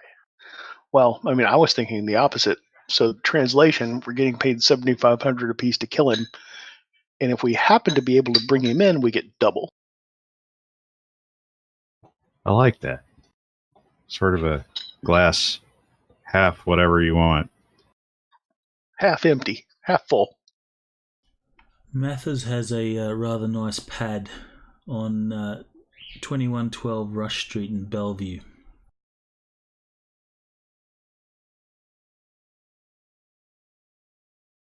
Okay, so what we probably need to do then is try to find a way to break in and maybe get any data if he's. I doubt he's going to be there, but if he's there, grab it. Otherwise, find out where he went.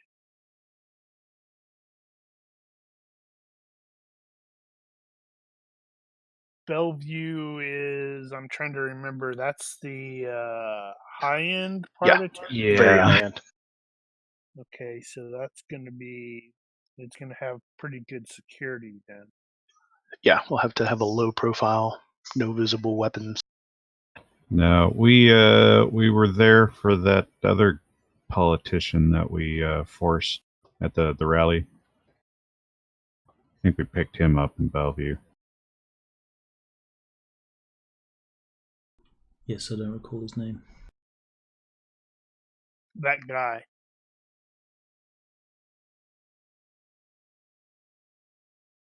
So yeah, I guess, go there, scout it out, see if we can't figure out a way to get in, let the data monkeys do their job.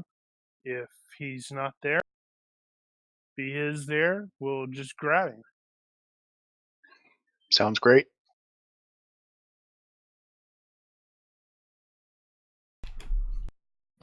Yeah, I guess that's true. We could just grab him and interrogate him, and that might put an end to it there. No, that's not our job. Our job is to grab him for MacCallister to interrogate. To get some pipe-toting orcs, pliers, and blowtorches. Or we were hired to get evidence, not to grab him, right? You can grab him and bring him in alive if you wish. I mean, but we weren't told. Evidence. We weren't told not to. I'm just clarifying that our Evidence was the specific job. mission is to get evidence. Yes, so that Tosh can bring him in legally. And if he happens to end up dead, we still get half.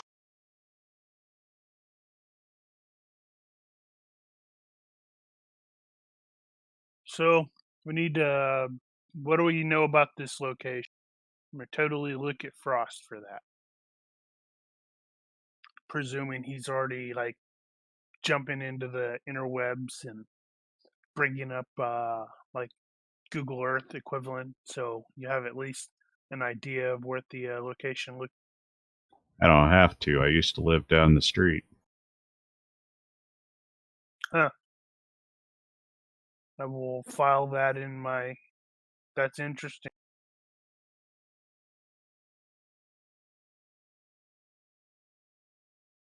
That is not a small house.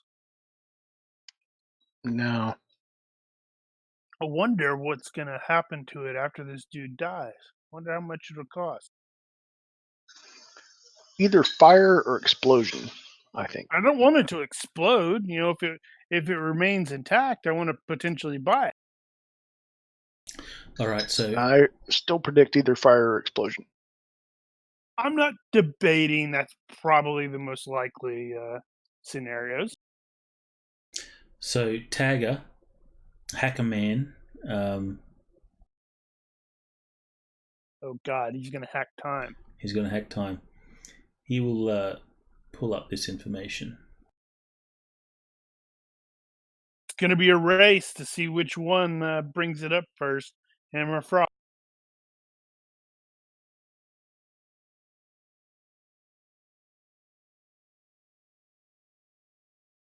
So, is that a fence?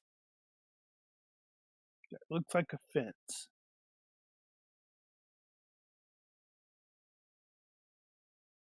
It does say perimeter fence. Oh, yeah, I guess so it does. And seeing as how this is Shadowrun, want to bet that's going to be like monowire fence. Mm-hmm. Something ridiculous. Poor bird. It was just landing there. It's a robo fence. Has little hands that'll reach out and grab you if you get too close. That is humorous.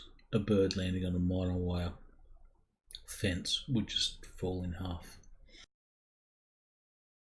Only its foot.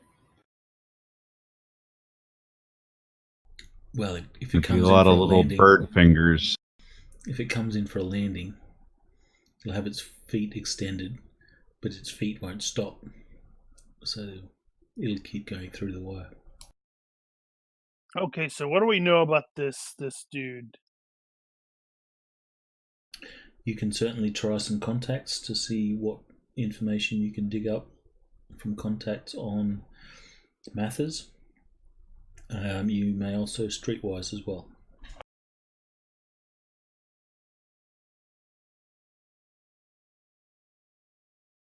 I'm going to research.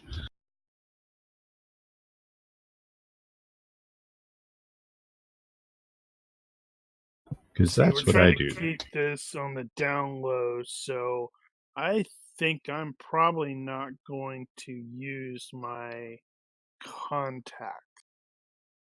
In fact, I'm probably going to turn my stupid comlink off so I can't be called by people.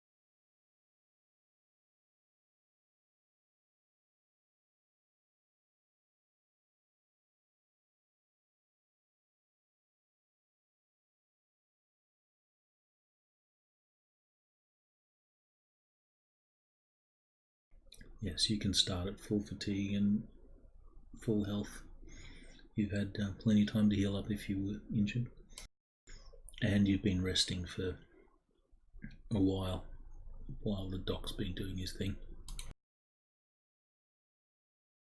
So you said that Tosh has been working with MacCallister on this. What information does he have about this guy? What was it, Mathers? Once we get the floor plan here, we can tell that this dude is pretty well off. No S, just Mather. Okay. I'm wondering what kind of potential. There is an S. It's George Mathers. You failed to put it in the name of the map. You're right. He did. Bad GM. Bad. I can't type. It's not his place. I failed my computer operation. Right? Yeah, we're totally gonna hit this place, and it's the wrong one because we went to the Mather Mansion instead of the Mather. Yeah, I'm mostly wondering if we can, sort of get an idea of the kind of assets he would potentially have. Is he going to have personnel on site as security? Is he just going to be relying on whatever is built in? I'm presuming there's going to be video cameras, motion capture, or motion sensors, the works. Yes. So how do you get by motion sensors in this? Can you hack them? Well, it depends if they're on wireless or if they're networked. And in Shadowrun, everything is networked. Even your damn toothpaste. And wireless.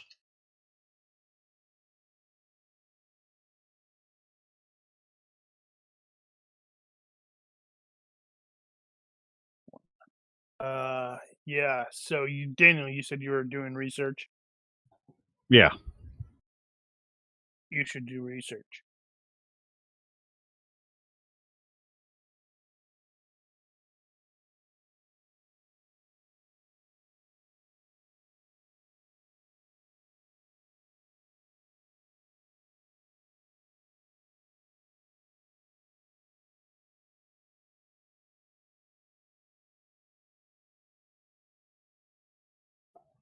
Everybody's quiet.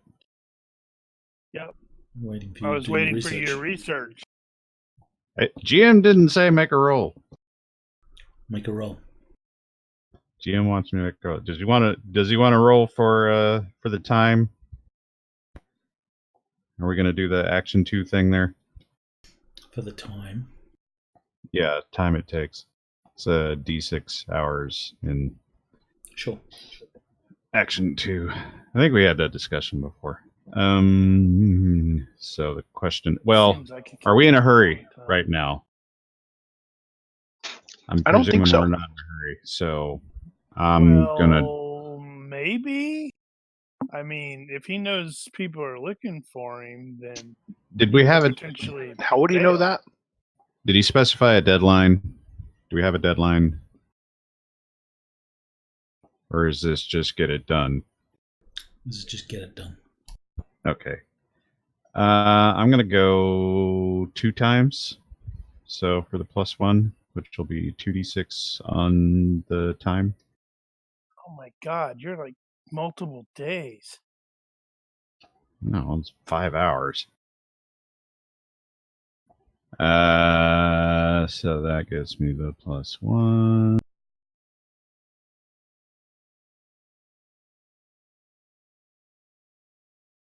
I think I'm gonna probably get freaking eyes on.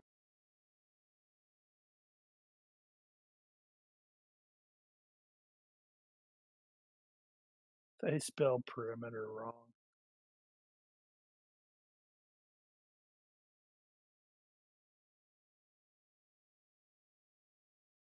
Wow. Nice roll. And that's the last time Daniel's going to roll well. It could be.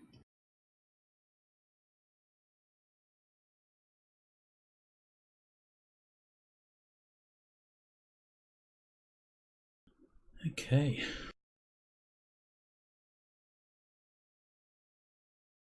So, what specifically are you looking for?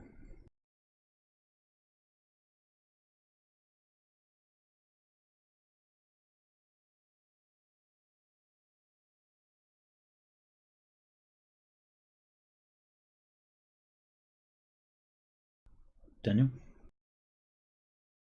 I'm pushing the wrong damn button. I'm looking for Mathers himself, recent activity, and the house.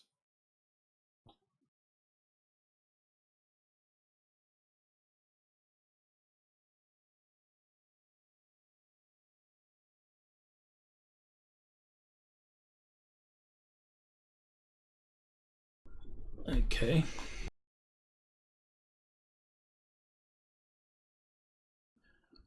You will get some details on the house, pretty much the same sort of stuff that has that Tagger provided. You'll confirm it. There's various security contracts that are being held by this estate, which involves like camera surveillance and whatnot.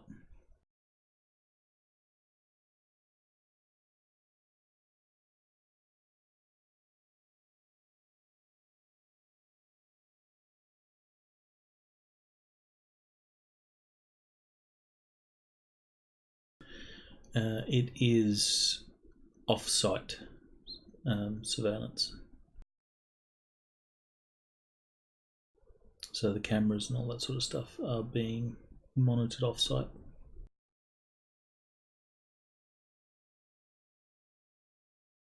I have a decent Company. idea. Oh, yeah, go ahead.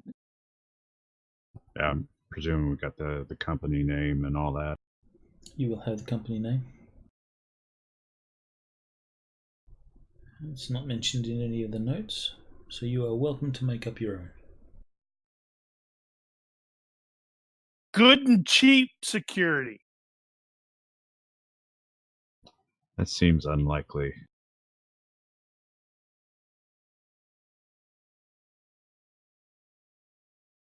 Actually, you have some history on Mathers, and he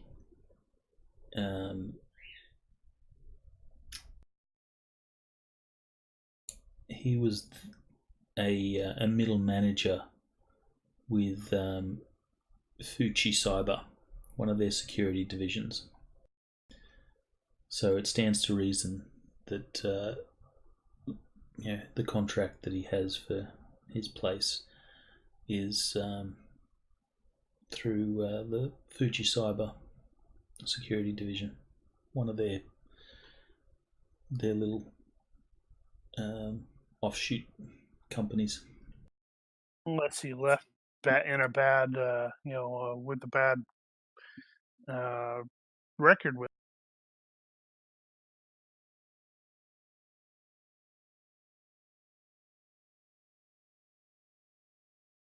So the question I have principally is, how do we penetrate the security without setting it up?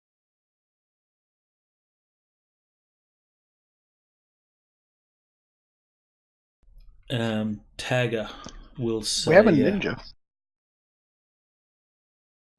Tagger will say, Frost and I can take care of that.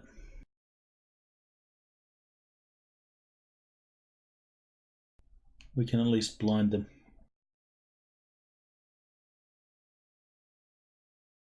Okay.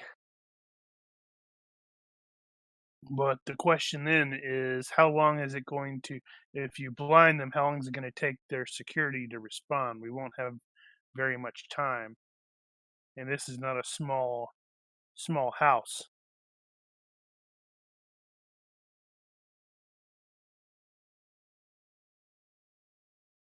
because I'm suspecting we need to get both of the hackers inside so they can access his internal network.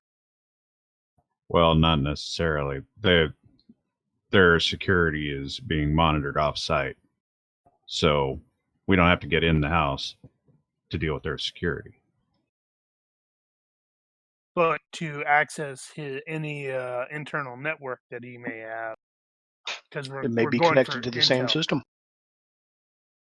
How lucky, what is the likelihood that would happen?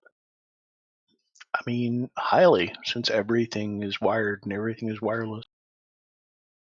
We don't have to be on site with the monitoring company to deal with them, so we can still be there to go into the house if we need to. Okay. We'll figure that out. So There you are two guys of us do working that. here anyway, so we can split up. Yep, you guys do that, and then we can maybe just go in over the fence, through the gate, or whatever. I think we should probably ask Tina what to do about that.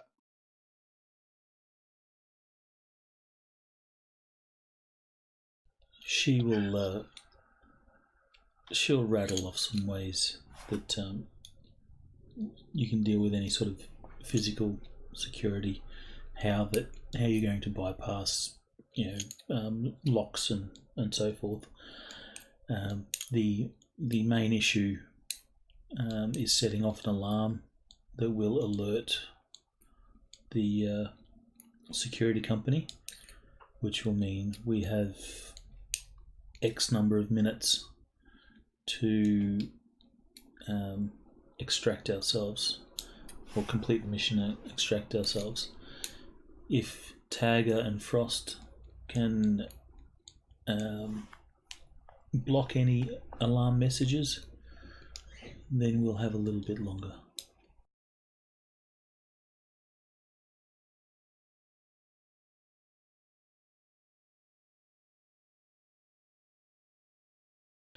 Some more information that Frost also found out.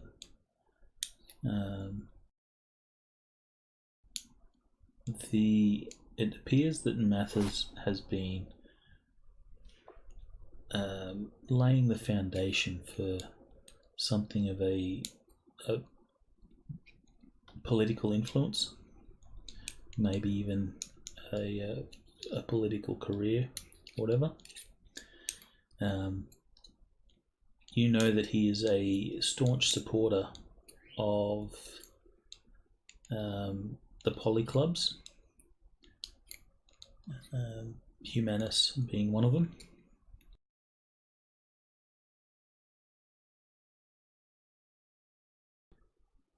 However, he does like to keep his affiliation, distant, at least in the public eye.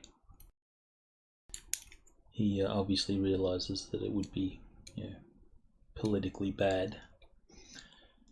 He is a supporter of Governor Brackhaven and Brackhaven's party, and it appears that he is friends with several members of Brackhaven's cabinet.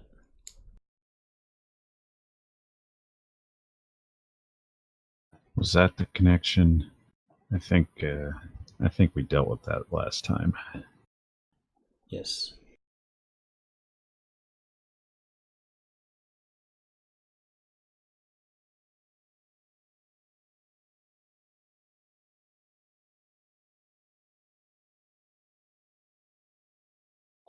Right. Also, I have the murderers' data, so that'll figure into the research as well. I don't know if that's going to affect anything.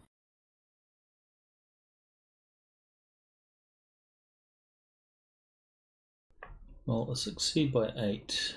That is rather good. So you'll know that Mathers has been, at least secretly working with Humanus. Humanus themselves are, basically the KKK the time. They have been fairly vocal about Prop 23. And they seem to be putting pressure on Brackhaven to try and shoot down Prop 23. They obviously feel that the Ork Underground should not be legitimised.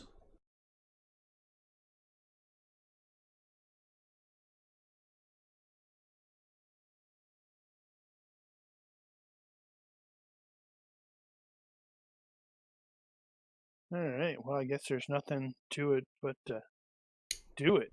And if you didn't know already, humanists, they basically think all metahumans are less than human.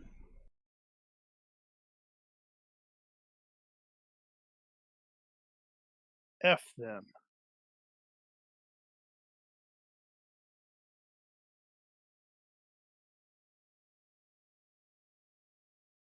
Right. I have a day job. I have to skip out of work. What day is this? Actually, Wednesday. I think it's. Is it Wednesday? It's the night of Wednesday night. It's 17th, I believe. I'll call in sick. Yeah. Well, I guess might as well. You guys get to the dealing with the security, so maybe we can go in no dark 30.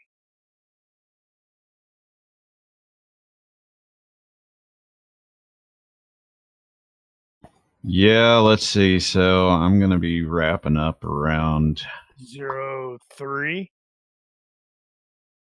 Yeah.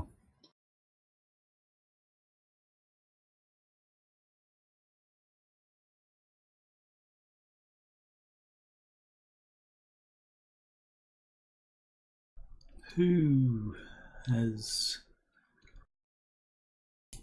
I think Book is probably the most easily contactable. Uh-oh. By who? Your comlink will buzz, indicating an incoming message. The caller ID simply shows the Seattle Newsnet logo. Mm-hmm. I'll answer audio only. I guess that sort of makes sense. You do have a rep as a runner, so. Yep. And if it's like, hey, something weird is happening. Let's reach out to all of the runners. Yep. That's why I turned mine off. The screen of your comlink will show the $1 million smile of a tanned, handsome, blonde man. This is Joe Martin.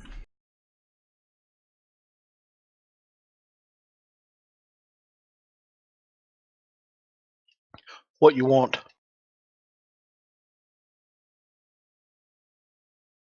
Right, that guy.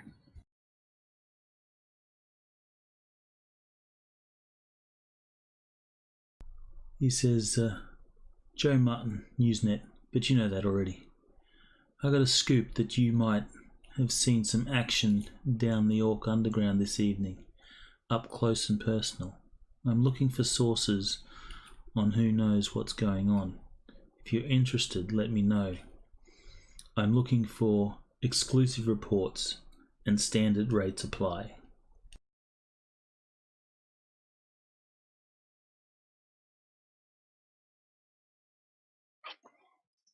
There was an explosion. People were hurt, and I helped them. That's all I know.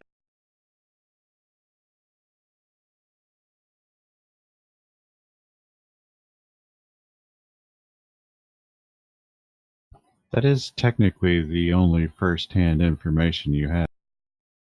Building was on fire, and it wasn't my fault. He says, That's the same news that everyone's telling me. Surely you must have something more. Tell him Martians did it. I'm not saying it was aliens, but it was aliens. Right. I get you. You're not willing to talk right now. But if you do find something, I'm interested. You have my contact details. Yep, you keep calling me every time I delete them, so yeah, I do.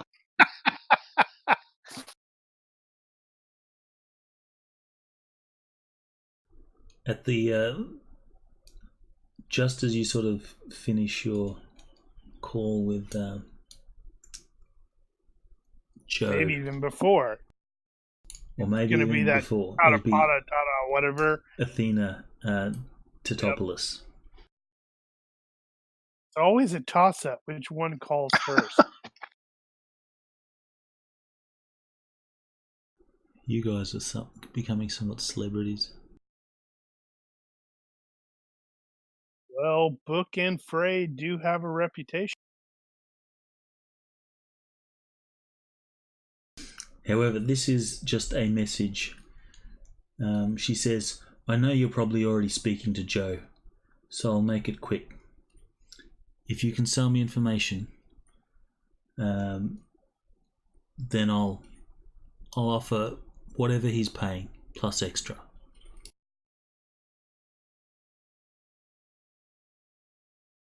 I kind of want to know what she looks like in real life. And then she'll go on to say, Joe, he's not a real reporter. He's a sellout for the big corps. He'll feed whatever information he's told to feed. If you want the truth out in the streets, you want to talk to me. And that is the end of the message.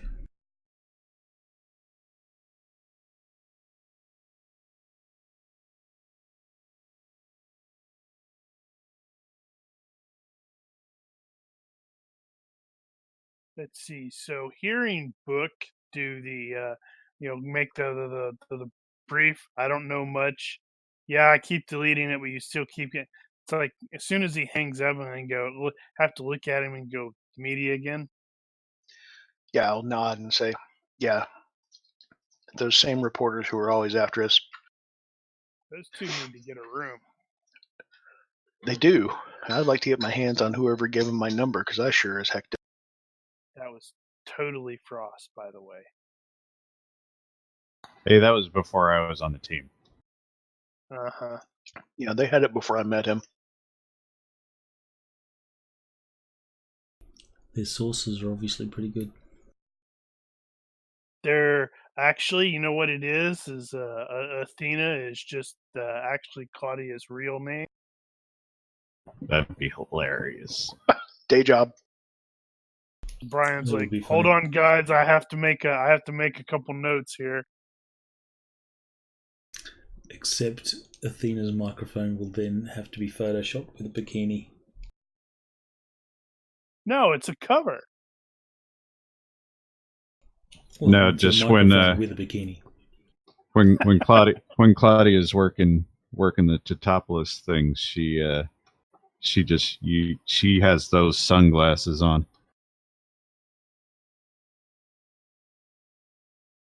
All right, yeah, I guess nothing but to get to it. Have you guys do what you're gonna do against the security, and then the rest of us can try to infiltrate it as necessary.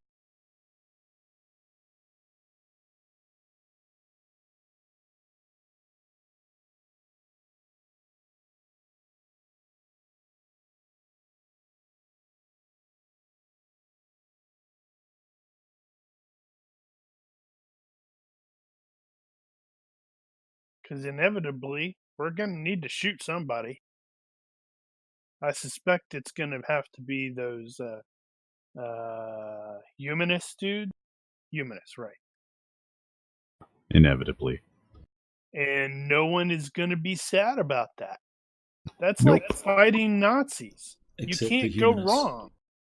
Yeah, they don't count. I love hitmen. No matter what you...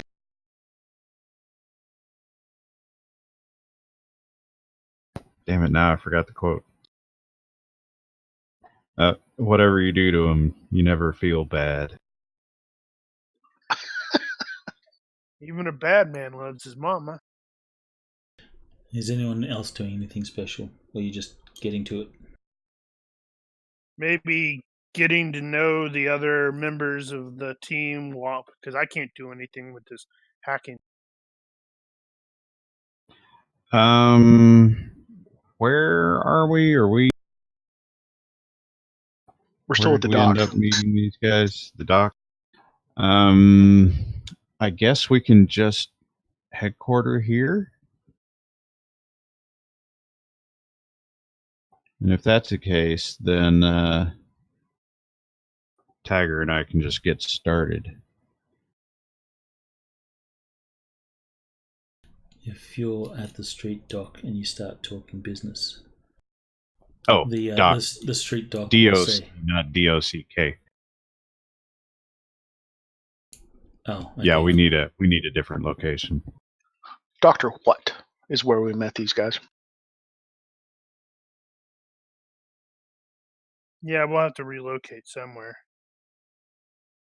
Maybe rent a crappy motel room or something. I'm going to try to use Streetwise to find us a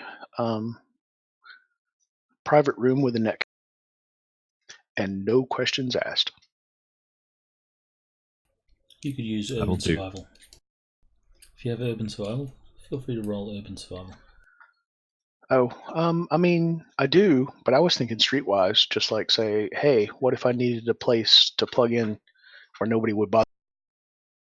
Where would I go and what would it cost? Whereas urban survival, I think, would be me scouting out a place on my own and tapping into somebody's data connection, which is not what I had. Does that match with your urban survival is lower, isn't it? It's 2 points lower. All right, roll them both. Damn it. All right.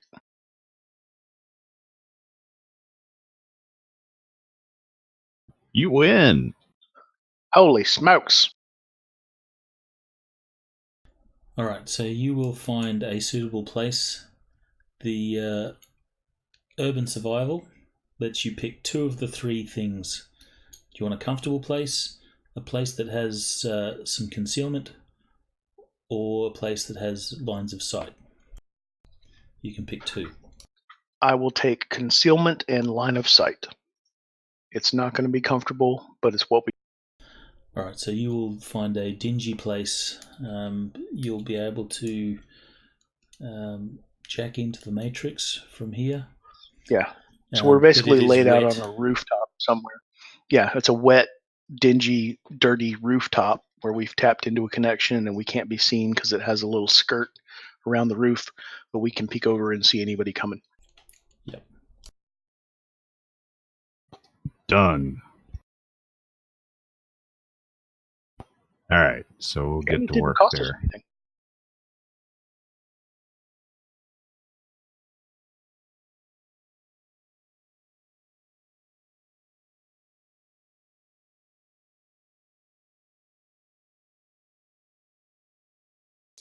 Let's make it a little bit more useful.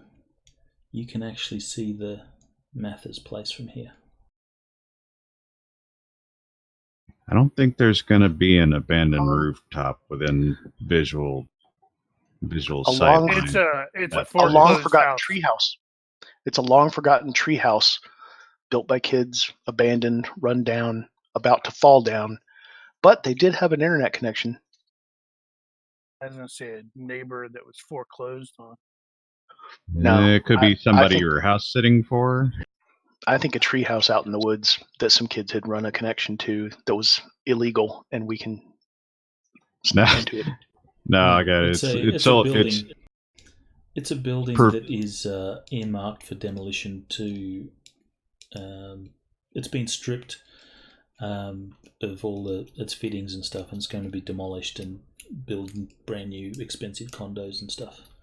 I guess that makes sense. Okay. There are places here in Oklahoma City where it's like you can literally go from one street to another and go from, oh my God, how are these buildings not demolished, to, holy cow, is that Wayne Man? So the building that you got is, or was, probably Flash until it was, stripped. It's fenced off. You easily circumvent the fence and find your way to the roof, where you have the line of sight of the Mather's place.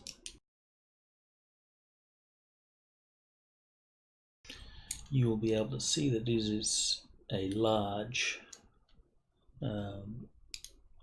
ground, sprawling house, and being in Bellevue, it has acres of hill and woodland, serves as some of its backdrop. The house is dark and it looks as if no one is currently home.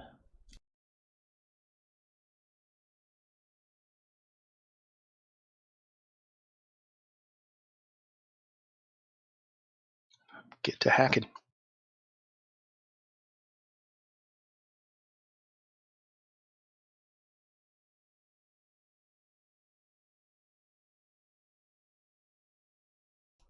Okay, so Frost, are you going to do this with Tagger? Well, I don't exactly know.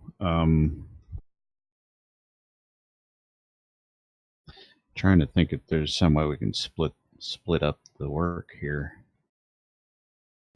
It'll probably be easiest to handle it as an assist.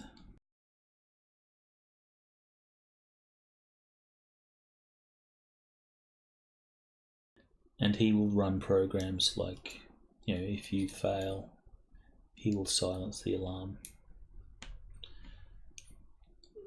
or vice versa. Well, how do you want to do that? Because there's a lot of potentially a lot of roles involved here. You just want to call it an assist on all of them and be done with it, or It'll work. It's up to you.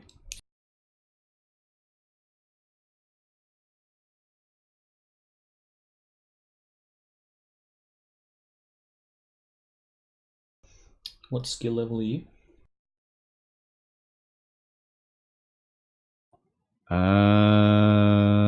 What was my skill levels? I'm in the 17, 18 range with a bonus on that for the equipment bond. So 18, 19. Okay, then you are more skilled than he is.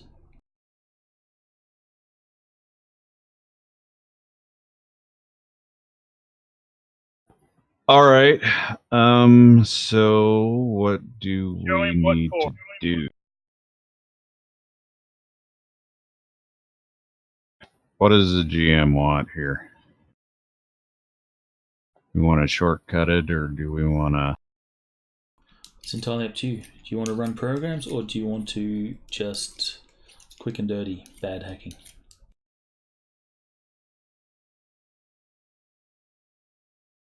Well, given the time, I'm going to say let's go quick and dirty.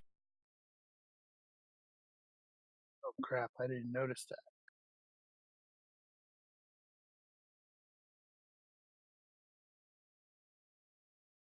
So we are going into the security company to make sure nobody cares what's been picked up over there.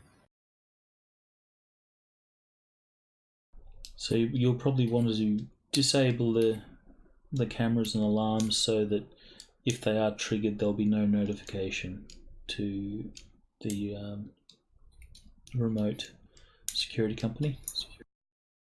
Actually, I think ideally we're going to loop it so they're not picking up that anybody's in there, and make it so there's no trace of anybody having messed with them, instead of having a hole in their records. So spoof it.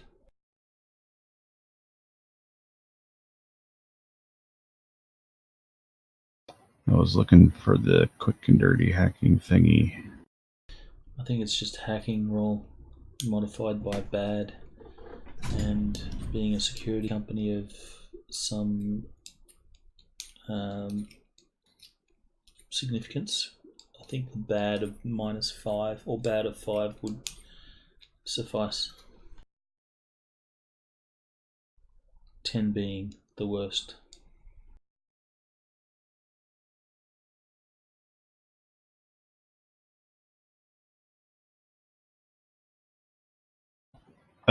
So what's the bad gonna be then? So 5, I think.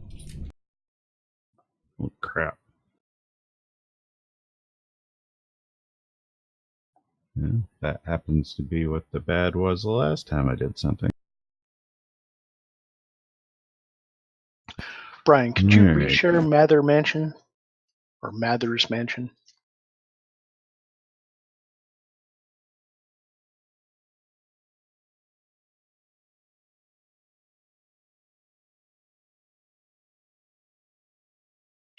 And drum roll. Oh, nice. You said, "This is my turn." Just as well, because you got a -1 on the assist. Oh. That dude is so amazed at how awesome you are that he was not useful at all.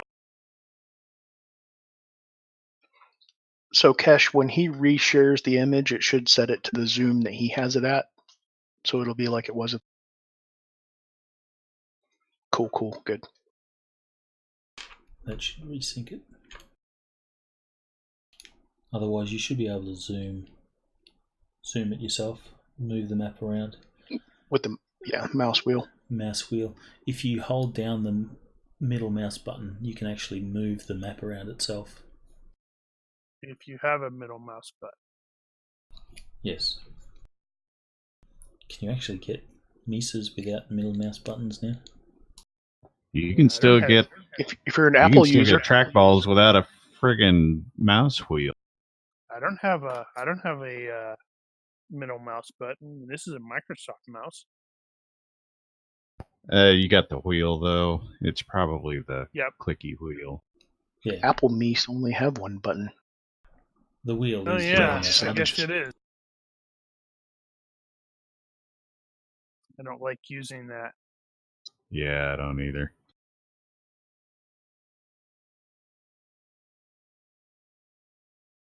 Haha. I win. This time.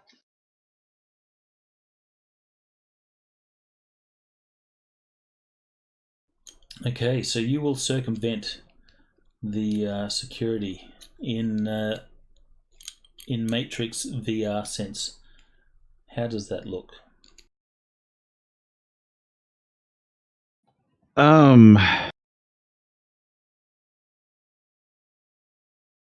me think about that for a second. What was the name of the company? Fuji Cyber. That was Fuji. So they, chances are, given this is Shadowrun, they probably have some kind of samurai motif. So you went in like a ninja?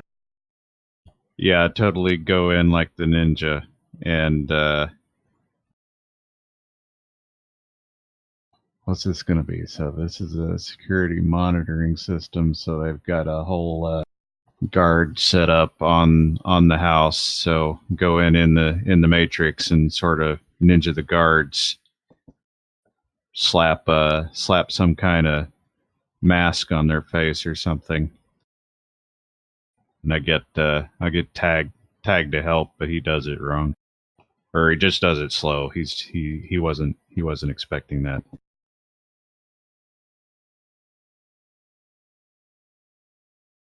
Okay. However, he is not aware.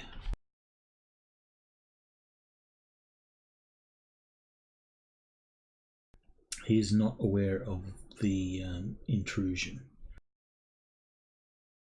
Right.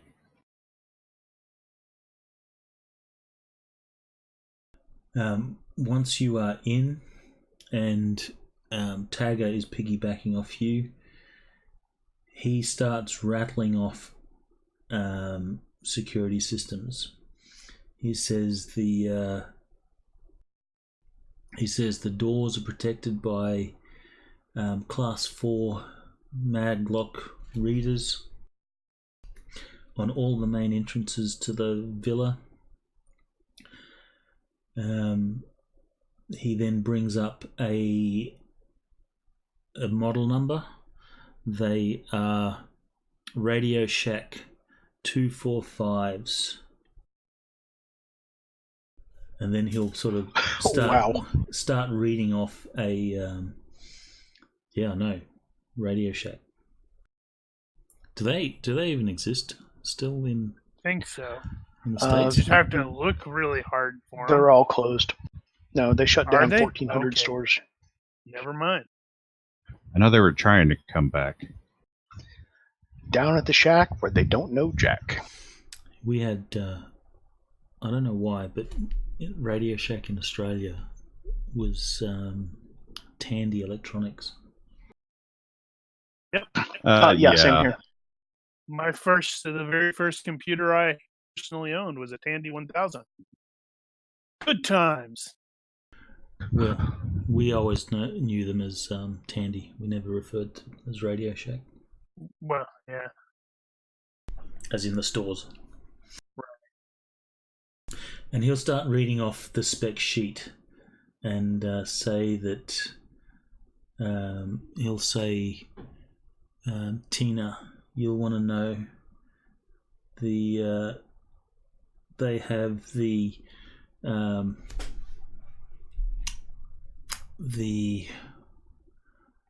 Emerald.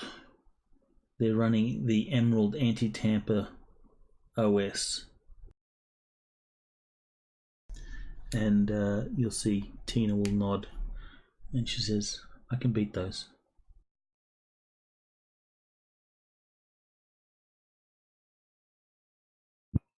I like Tina.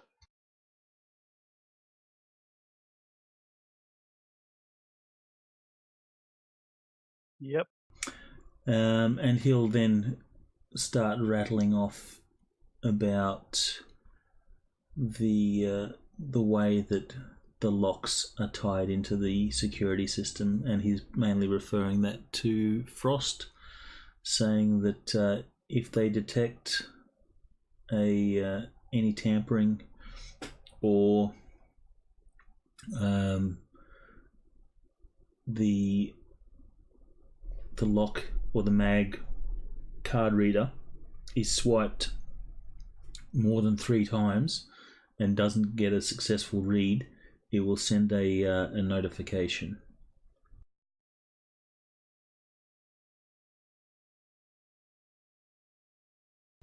So he's passing that information on to you. He says, inside the villa, there's a bunch of motion sensors that cover all the hallways, though not the individual rooms.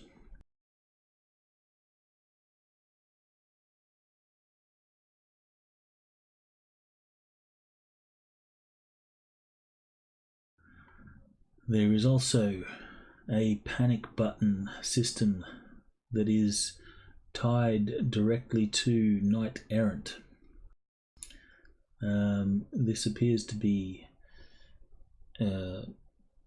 this is separate from the actual security monitoring.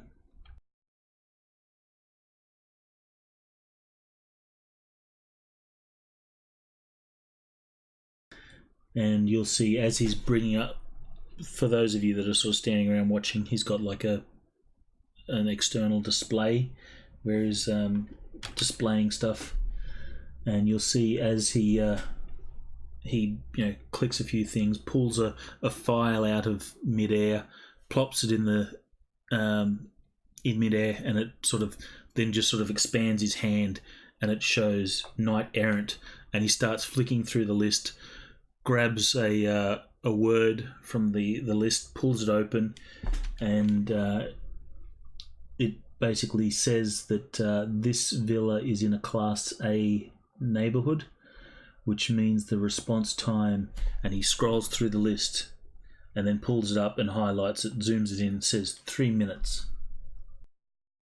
Wow.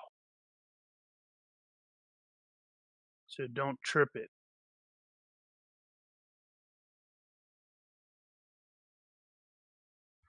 That's 180 combat rounds. We got this.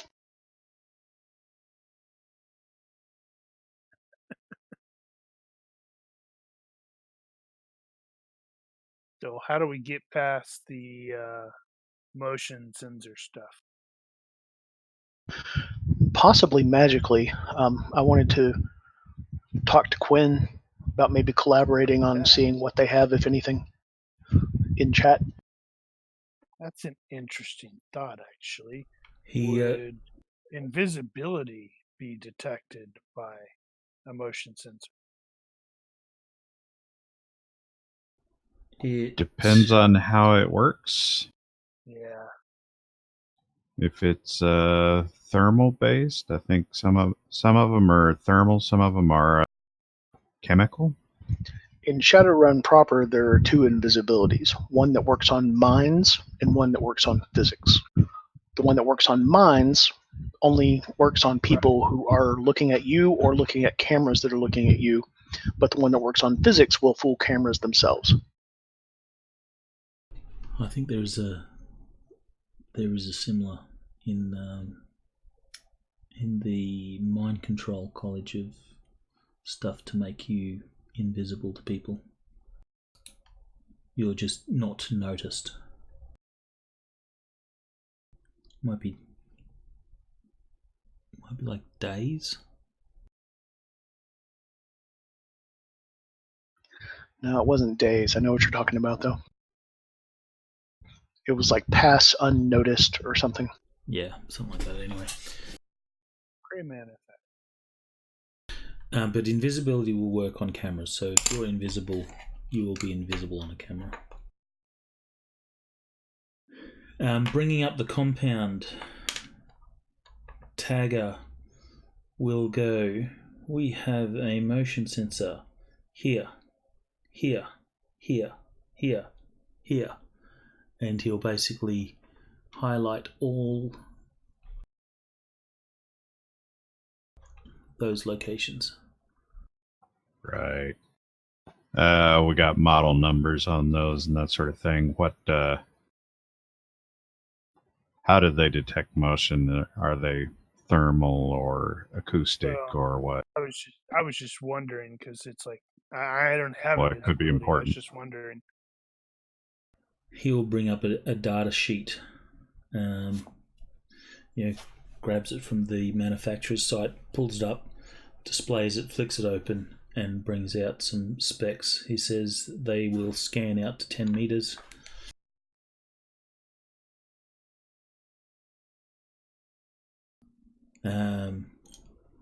And they are designed to pick up motion from anything larger than basically a squirrel.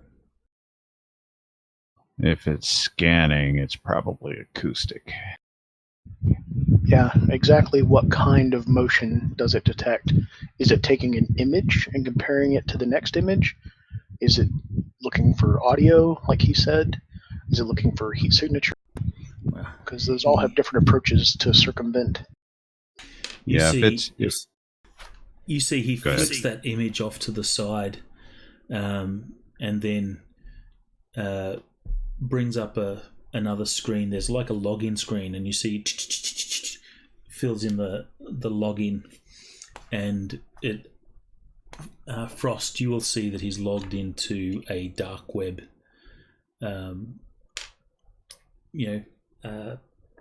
Decker black site or something like that. and I know that place. He's starting to look through on comments on how to defeat this particular model of sensor, and he finds some details, pulls it out, zooms it up, and you see some comments that say short of tampering with the devices themselves, they can be beaten by moving very slowly. Yeah, probably acoustic, using Doppler effect.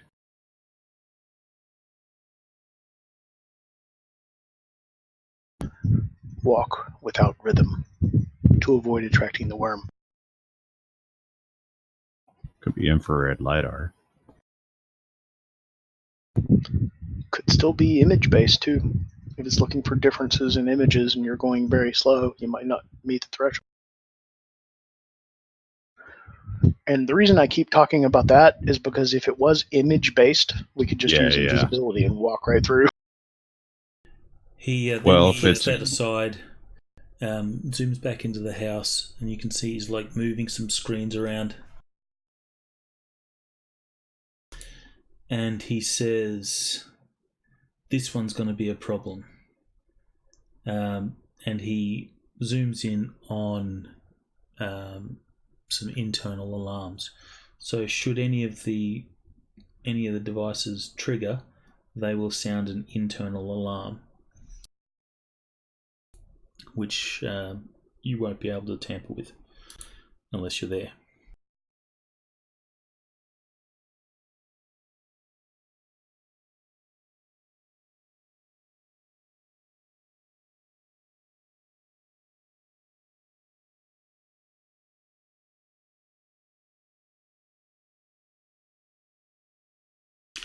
All right, Kesh, give me a perception roll, please. Or observation, whichever's better.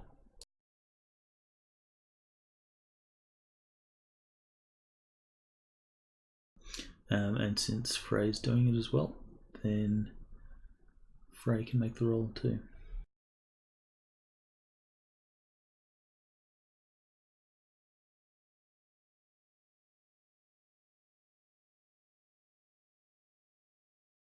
Yeah, I was about to check something with regards to the CTS.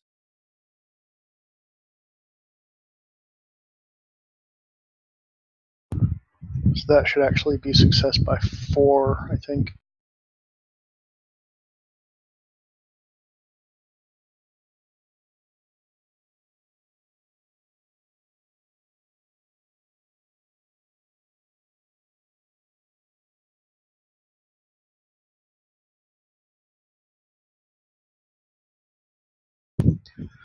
Unless the +2 was for hyperspec, in which case that would be by 6 instead of by 3. If anyone is observing you, you guys are not able to see them. Everything looks fairly normal. Every now and then you'll see a knight errant patrol car do the rounds on the street. And there is a few knight errant drones which also buzz down streets, doing their thing.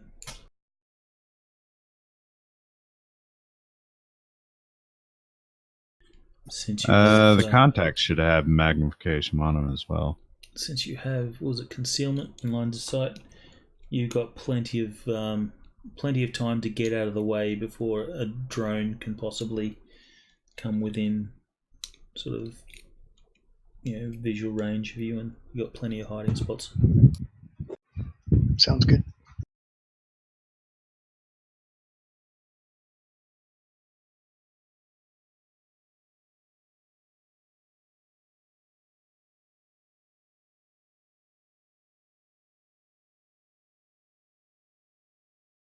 And for those that are looking at the villa, the wall that surrounds this place is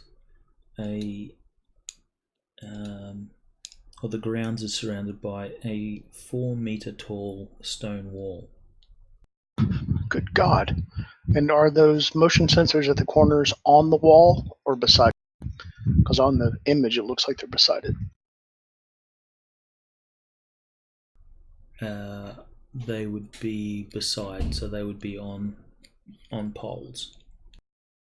Okay, so mounted in the ground at the corners of the walls. Yeah.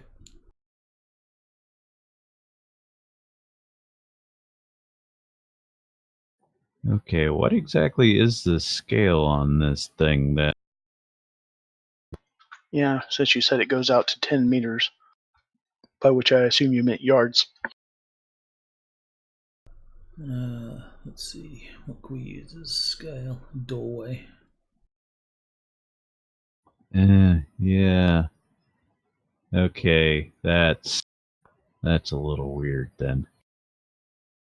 Unless that's not the wall it's talking about.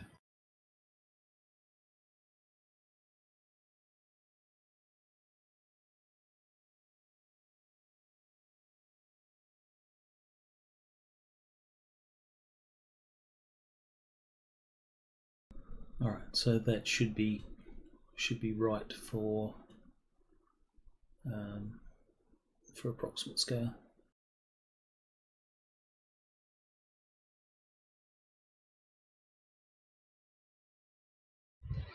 So the driveway is less than 3 meters wide. It seems awfully small.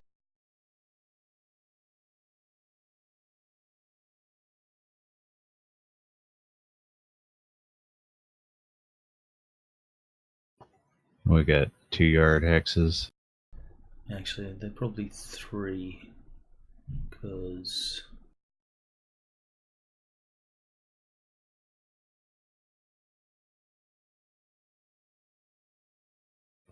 Yeah. So, how tall did you say it was? The walls were 4 meters? 4 meter, so 4 Yeah. yard. So 12 foot. We'll do Roughly. 3-yard hexes there. Oh, okay, that makes more sense.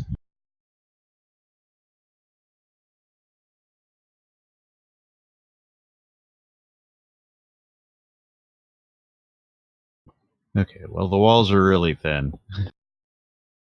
Maybe not as bad as I was originally thinking, though. We can approach from that direction without setting off any of the sensors if they only have a 10-yard range. That is true.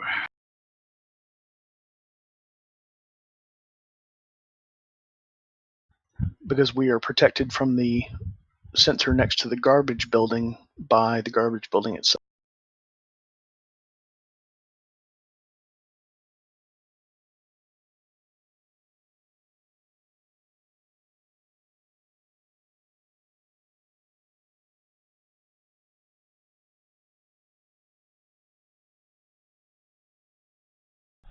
There's a picture.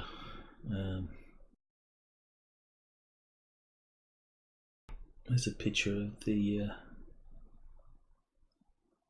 team going all Ocean's 11 on this place. But the art that they've chosen for this is entirely wrong for the cast that they've Sure. used.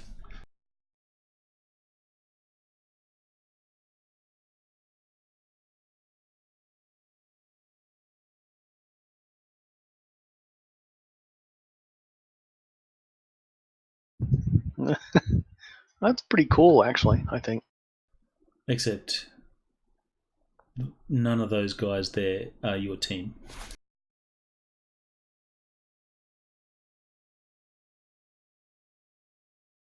Maybe we're in disguise. Complex illusion.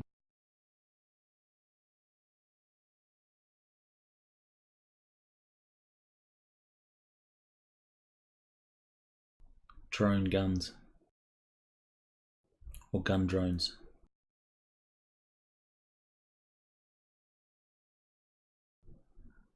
There's the dude there, the blue dude seems to have an arm coming out of his backpack. Holy crap, you're right. He's I got thought that part was of coming out of C3PO the in there. curtains. Yeah, I thought it was somebody reaching in from the curtain too. No, it looks like it's coming out of. You zoom in, it looks like it's coming out of his backpack. Yeah, you're right. That's disturbing. And he's also using finger guns.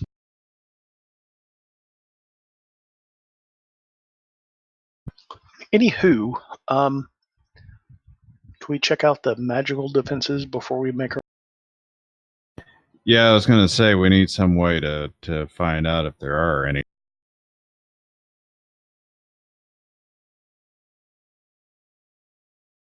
Well, magical defenses is not something that can be done from the net.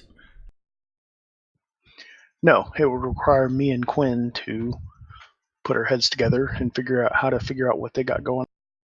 Well, if the magical defenses are provided by a service, that service can be tracked. Well, also, I can detect the nearest source of magic while excluding any sources that belong to the party, as long as I know about them. So that's kind of why I wanted to talk to Quinn and say, how about we do a seek magic and find out if there's anything magic over there. You will also to do be that, able to go astral perception. He can? Can't you? I'd rather he do it. I was just going to do the seek magic thing. Okay. For starters. All right. Because that will tell me... But if you go astral, you can talk to Ditch. Yeah, maybe. I'm kind of concerned about the job right now, though.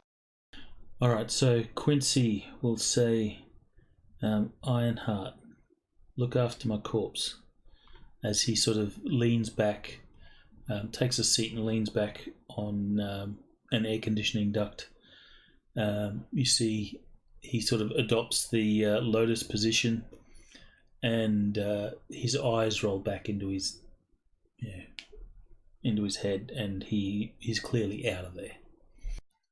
I'll say, Dormammu, I have come to bargain.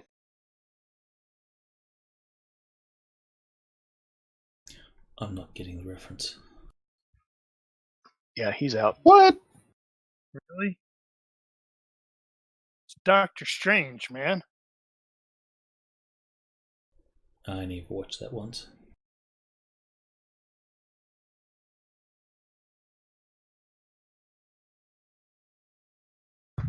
So yeah, along with Richard, I will guard his corpse, because apparently he's going to take care of it.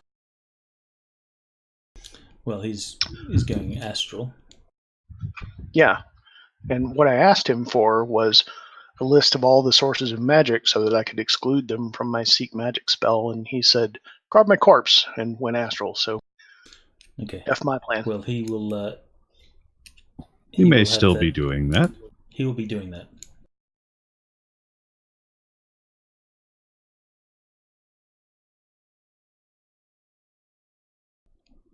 Okay, so it doesn't take long before he comes back and the sort of colour returns to his face, and he takes a deep breath and says, the magical security is simple.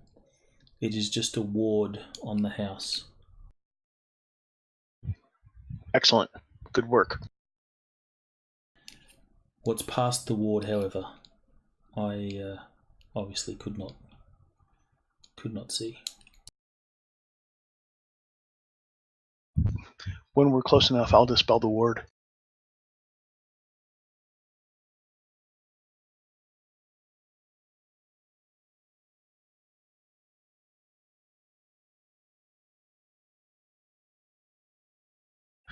Oh, no, I won't.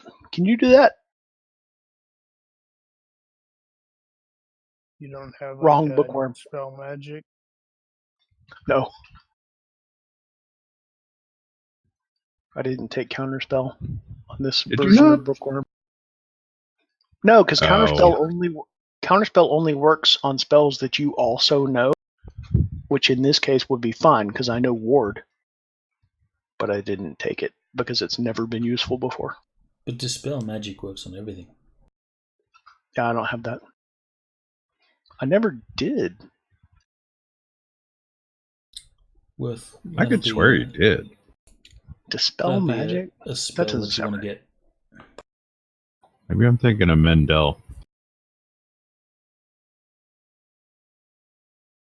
It's possible. He says, well, when the time comes... Dispel magic has a prereq of counterspell, and I didn't take counterspell. So, actually, let me just check. I will add that to the list.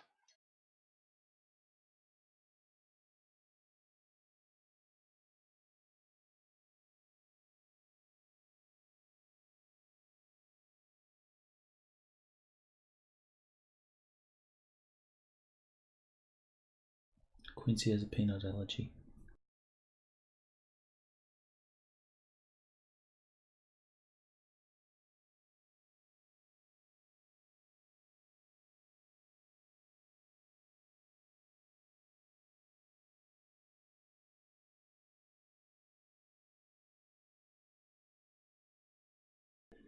He says, no, I can't take it. He says, with any luck, we won't need to, as the ward just stops scrying and magic passing the ward. Ah, okay. Wait, what kind of magic does it prevent from passing the ward? All magic. Like magic items?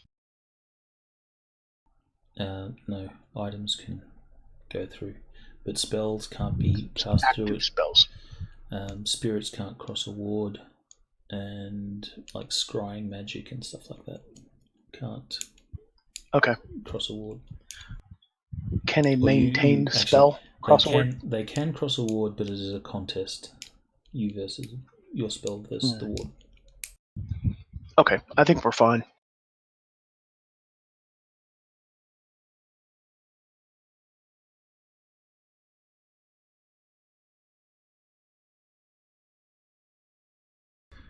Well, Tina says, pick an entry point. If you guys aren't confident, I should be able to make my way to a motion sensor and maybe disable it. Well, I think what Carrie said earlier was probably correct. Is that this is the left side of the compound there is the weakest coverage.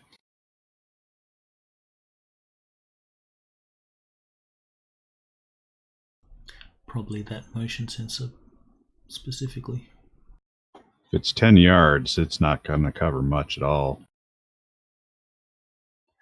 Nah.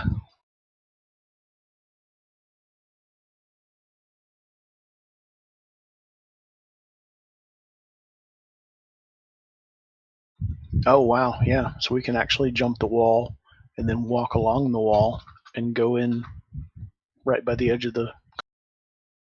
It's a really thin wall. I suspect it's probably got some bits at the top. It's probably not something you can walk along.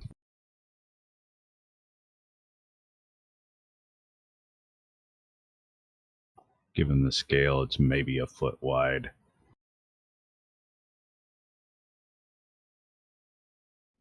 Is there any other preliminary stuff that you guys are doing? Well, I mean, we're going to do the pre-research on the individual security systems, so we'll have whatever exploits we need ahead of time. Which is probably not something that's going to affect anything right now. Now I have a scope, so I can maybe try and see if Daniel's right. There is anything on top of the Fence. Whatever. There is just your anti-climbing spikes. You know, they look pretty and stuff, but they're also quite functional as stopping people from climbing. So how are we going to circumvent the fence? You could circumvent it, but it'll be a minus a penalty on your climb. Unless, of course, Well, you maybe take particular precautions. we need a friggin' nano ladder or something so we don't have to actually climb the wall.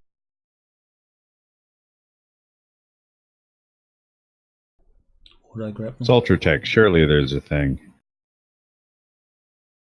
You'll have a auto grapple. Well, it's only 12-foot fence. I mean, you don't need a grapnel for that. I mean, I suppose you could fly. We could fly.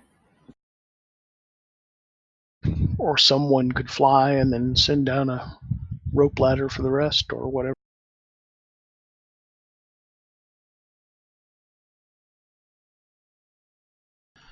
Looking through your scope, it does not appear to be anyone walking the grounds at all. Didn't you say you looked like the lights were out? Yes. Was there any mention of him being away There was not. when I did the research earlier?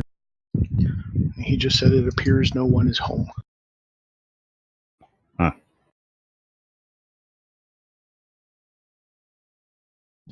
But remember, we're not necessarily looking for him. We're looking for evidence that he's connected. True.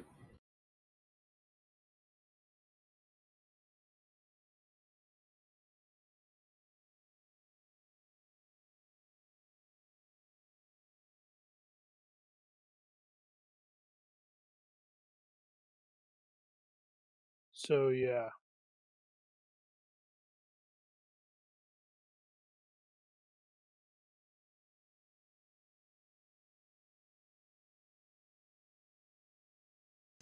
Can't remember what you guys knew about him from the previous mission. Let me just see what details it gives you.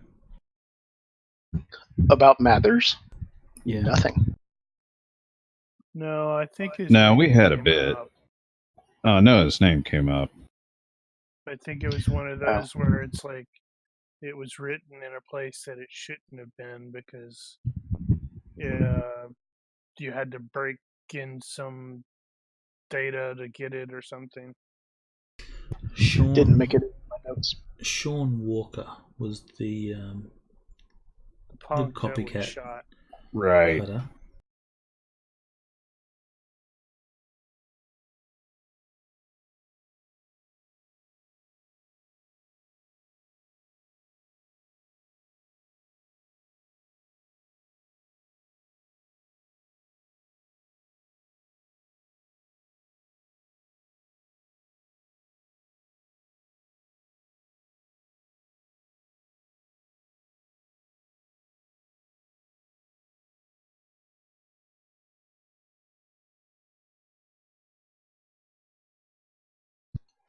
Oh. Yeah, hold on. The coroner told us that the blood matched one Sean Walker. The blood found at Rebecca's murder site. Yeah, he was the killer. Ah, okay. I did not take extensive notes that particular night. I have like 3. He was the one that actually killed Rebecca, but he was under the instruction of someone else, which you guys have been led to believe is Mathers.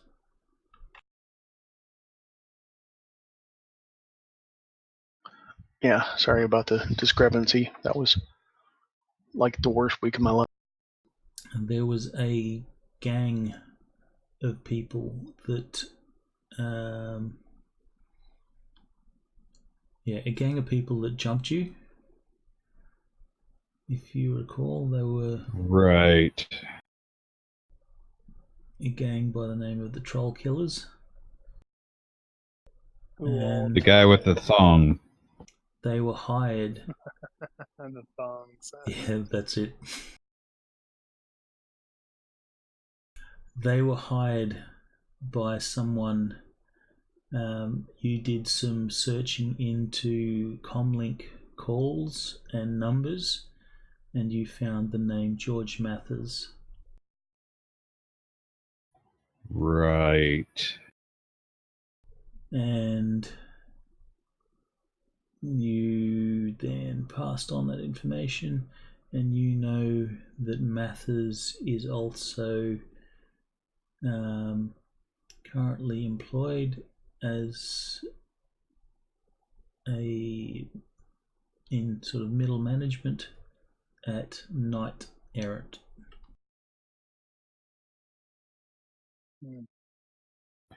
Right. Right, because we were kind of wanting Tosh to look into him.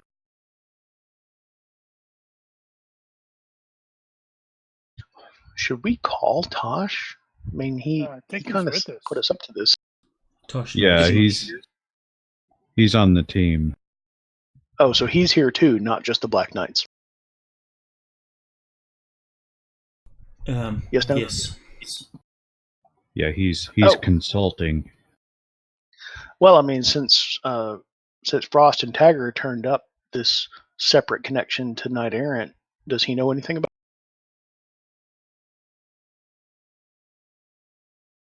He doesn't have a great deal of detail about him, other than his role in Knight Errant, which is Well, listen, if not to interrupt, sorry, but if a call were to go out from this mansion to Knight Errant, is there a way he could just make a call and say it's a false alarm with his credentials?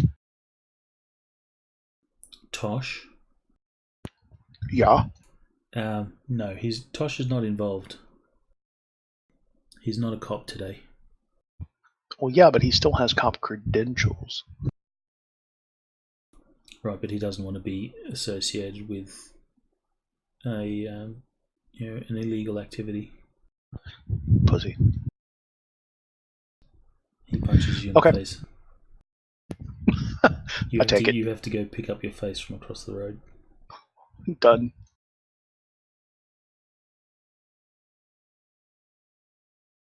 The only other information that he can offer on Mathis is that prior to Knight Errant, he was working for Lone Star before they lost the contract. When they lost the contract, he came over to Knight Errant. So does Proud Mary have any dirt on him? She's a Lone Star from way back. She doesn't. Not necessarily dirt, but just information. Actually, no. Someone roll the universe. Not it. Let's get Captain Button to roll the universe for us. Make the noob do it. Make a reaction roll, Captain Button. No modifiers.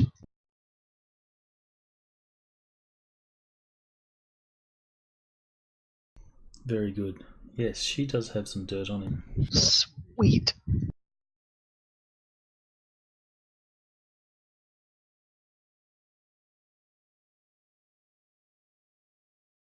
The rumor is that Mathers is dirty, but when he was with Lone Star, no one could, prove anything. It is said that he has friends in high government places, and he is involved with a number of anti-metahuman groups. So like Humanist Poly Club. I don't know what this reference is. Alamos 20K. I think that's another group. It's another Poly Club, yeah. I think that one's come up before. Seems familiar. But he's very good at keeping his nose clean. But the rumours are that he's dirty.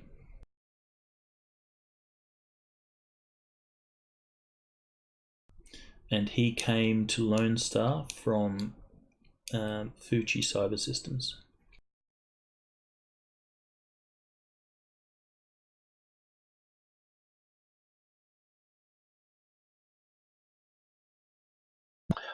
Okay.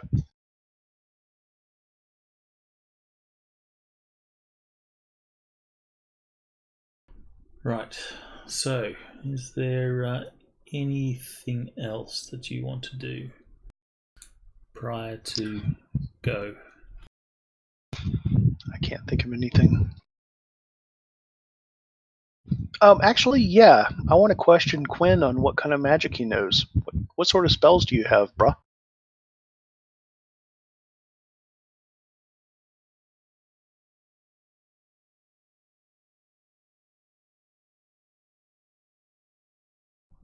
Alright. His spell knowledge is largely theoretical. I guess that relates to, what was it? Detective of Paranormal Investigations or something? Something like that.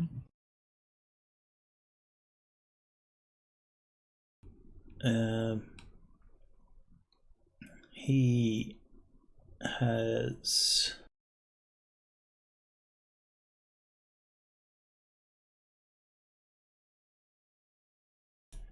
has divination.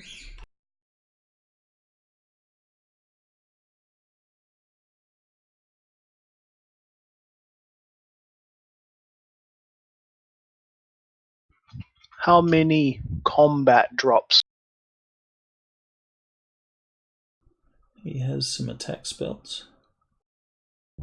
Ah, okay. He also has some mind control.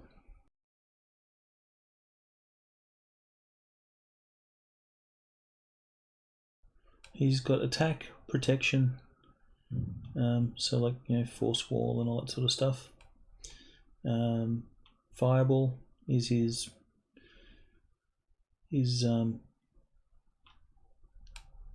attack of choice. He has, and then he has some body control.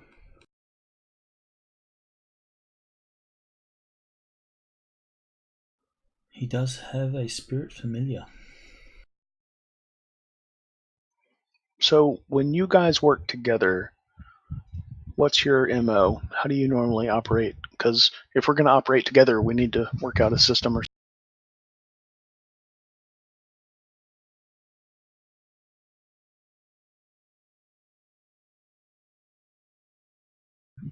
do you go up front flinging spells?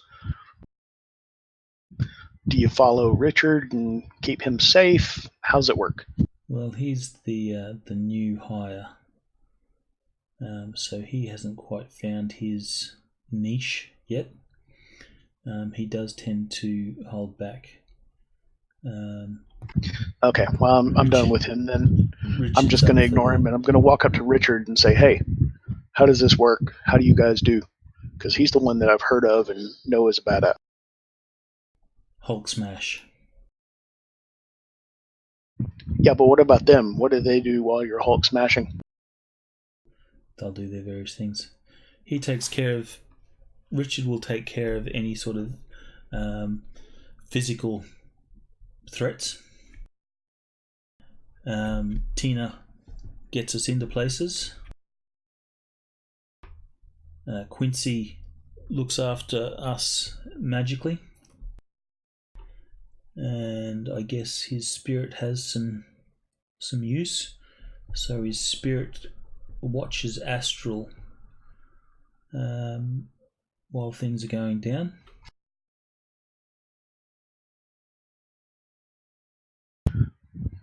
So,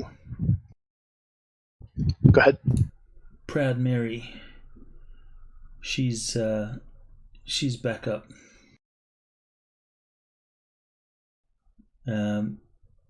And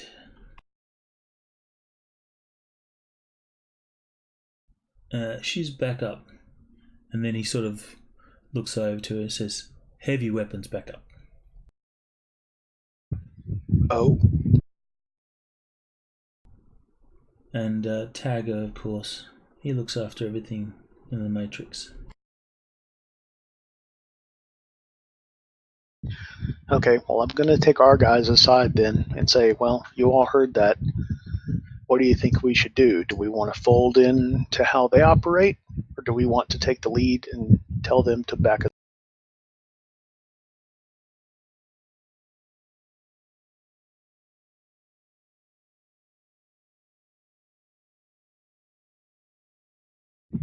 Or does Tosh weigh in before we have a chance to have that discussion? And as for Tosh, Ironheart says Tosh is the brains of this outfit.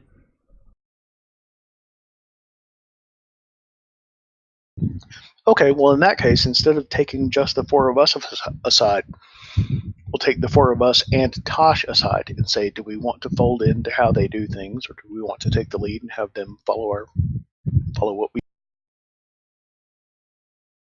I'm having that moment here where, okay, I know our objective is to find evidence, but that's exceptionally vague at this point. We need something a bit more specific. We just need to go in. Go in, search his stuff, search computers, find any evidence, physical or digital, that links Mathers to... So are we talking about just going room to room and looking at everything? Tosh says, think of it as an illegal search warrant. That's hard for me to do. I'm not a cop. But yeah, So, okay. Do you mean like just send in the ninja and the hackers and let them handle it while the rest of us run security? Or do we need to all go in guns at the ready, just in case? Well, Tosh? now if we're searching this whole house, basically room to room, then we probably need everybody to go in and take a room. Or we're going to be here for days. Time is of the essence. We won't have much. Okay. So I think we'll all need to go in. Unless, of course, there's... Tagger and Frost. They may be busy looking after our remote security. Yeah, our electronic footprint, as it were.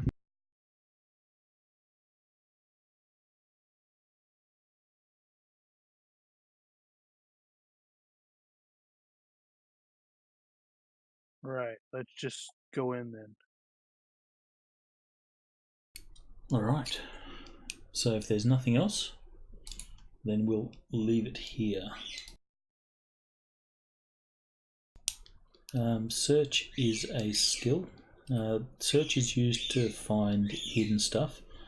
But if you're looking for things of interest, observation is what you want to be rolling. Search is an active skill involving your hands. Observation only involves your eyes. So we may actually use search. Search is... you'd probably use both. Search would be looking for, the hidden wall safe,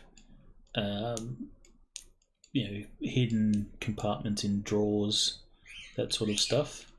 Whereas observation would be going through filing cabinets to find stuff that's relevant, but not necessarily specifically hidden. Right. Okay. So Kesh might need to watch the road. Well, I figure you can go in and... I mean, anybody can look at a room and say what's in it. Truth. somebody else tell him what's important. And all of those rolls, like observation is perception -5, so you can take some extra time in searching your room. So you won't be And completely he's got the infrared contacts too, so he's gonna get that bonus for He's search. got multi-spec. No, he's got infrared. We all had infrared. That's what we. Oh, I see.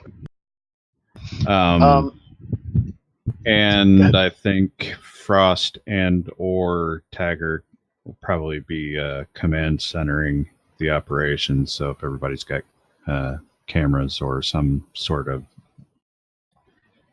helmet cam thing going on, that we can assist from there.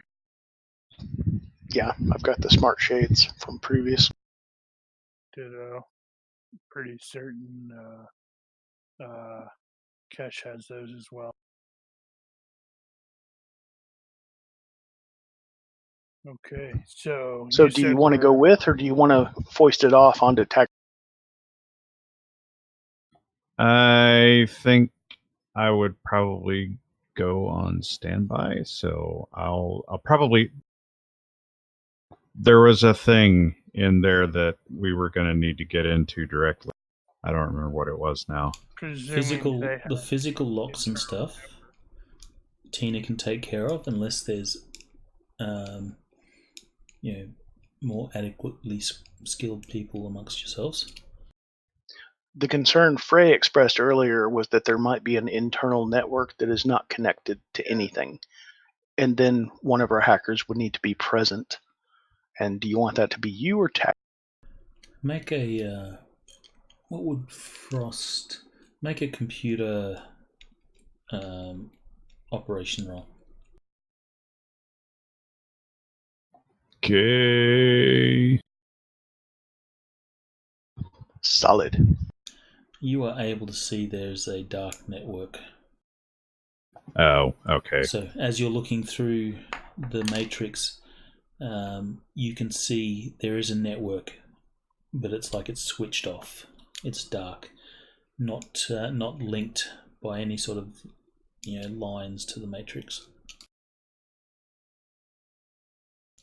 Which you would realise is either it's obviously there's a link there, but the link is not presently accessible. They've got an air gap network. Yeah, sneaker net. Yeah, so I'll go in for that then, and we'll let Taggart do the command center. All right, so he can be the guy in the chair. Taggart and Tosh will stay back and direct. Yeah. Yeah, I suspect Tosh sucks at sneaking anyway. He is very hard to hide, I would think. That's the same for Ironheart. He's not exactly the hidiest of people. But yeah, well, you look at him in that picture, he's like half of Tosh's size. Is he? If that. Of course, that picture is terrible. Obviously, Tosh is buff.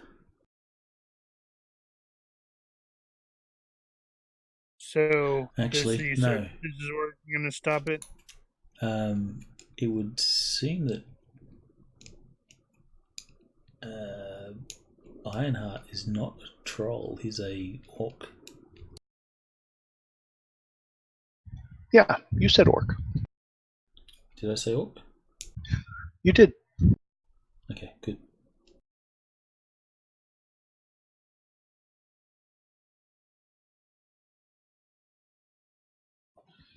So is that where we're leaving it? This is where we shall leave it, yes. Oh, man. I could go on. Yeah, well, my throat is really scratchy, and I had to take some NyQuil, and that is suddenly starting to hit me. Yeah, that's not good for you. He's getting close to slurring his words. All right, so Mood. we're past time anyway, so Well, we had a late start, but yeah, 2 points. 2 points for everyone. Is there What are any the chances you're actually going to be here next week, Brian? Because I know you said you might not be. There's a possibility, but at this point, that's a remote possibility. I might end up going during the week instead of the weekend. So, well, Captain even Button. Yeah, even if that were the case, we've got actually 3 weeks before I can do my thing. So, and Captain Why 3 Button, weeks? you'll add those to your sheet on the notes tab. The very last field says unspent. You just click that and type the new unspent amount. If it said 2, you'll put 4. If it said 0, you'll put 2. And Captain Button, will you be able to join us next week? Cool. Sweet. So you can reprise the role of Kesh, hopefully with an proper audio actual mic. audio. Yeah, sort out your mic. Brian, you should fix his picture too, because that cache image is squashed. It's also Buck. That's not Buck. So then Buck is squashed too, maybe.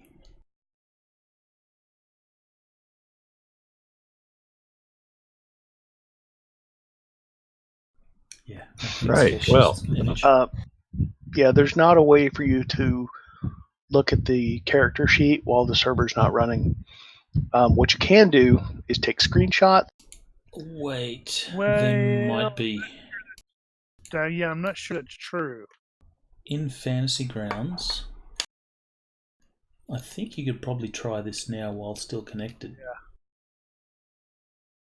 So if you open up another Fantasy Grounds, and then if you go to Manage Characters, you will see a list of campaigns. If you double click the campaign that says Power Plays 2, I believe, then it should open up into like a read-only mode where you can have a look at the character. Yeah, I think that was the thing. It was read-only.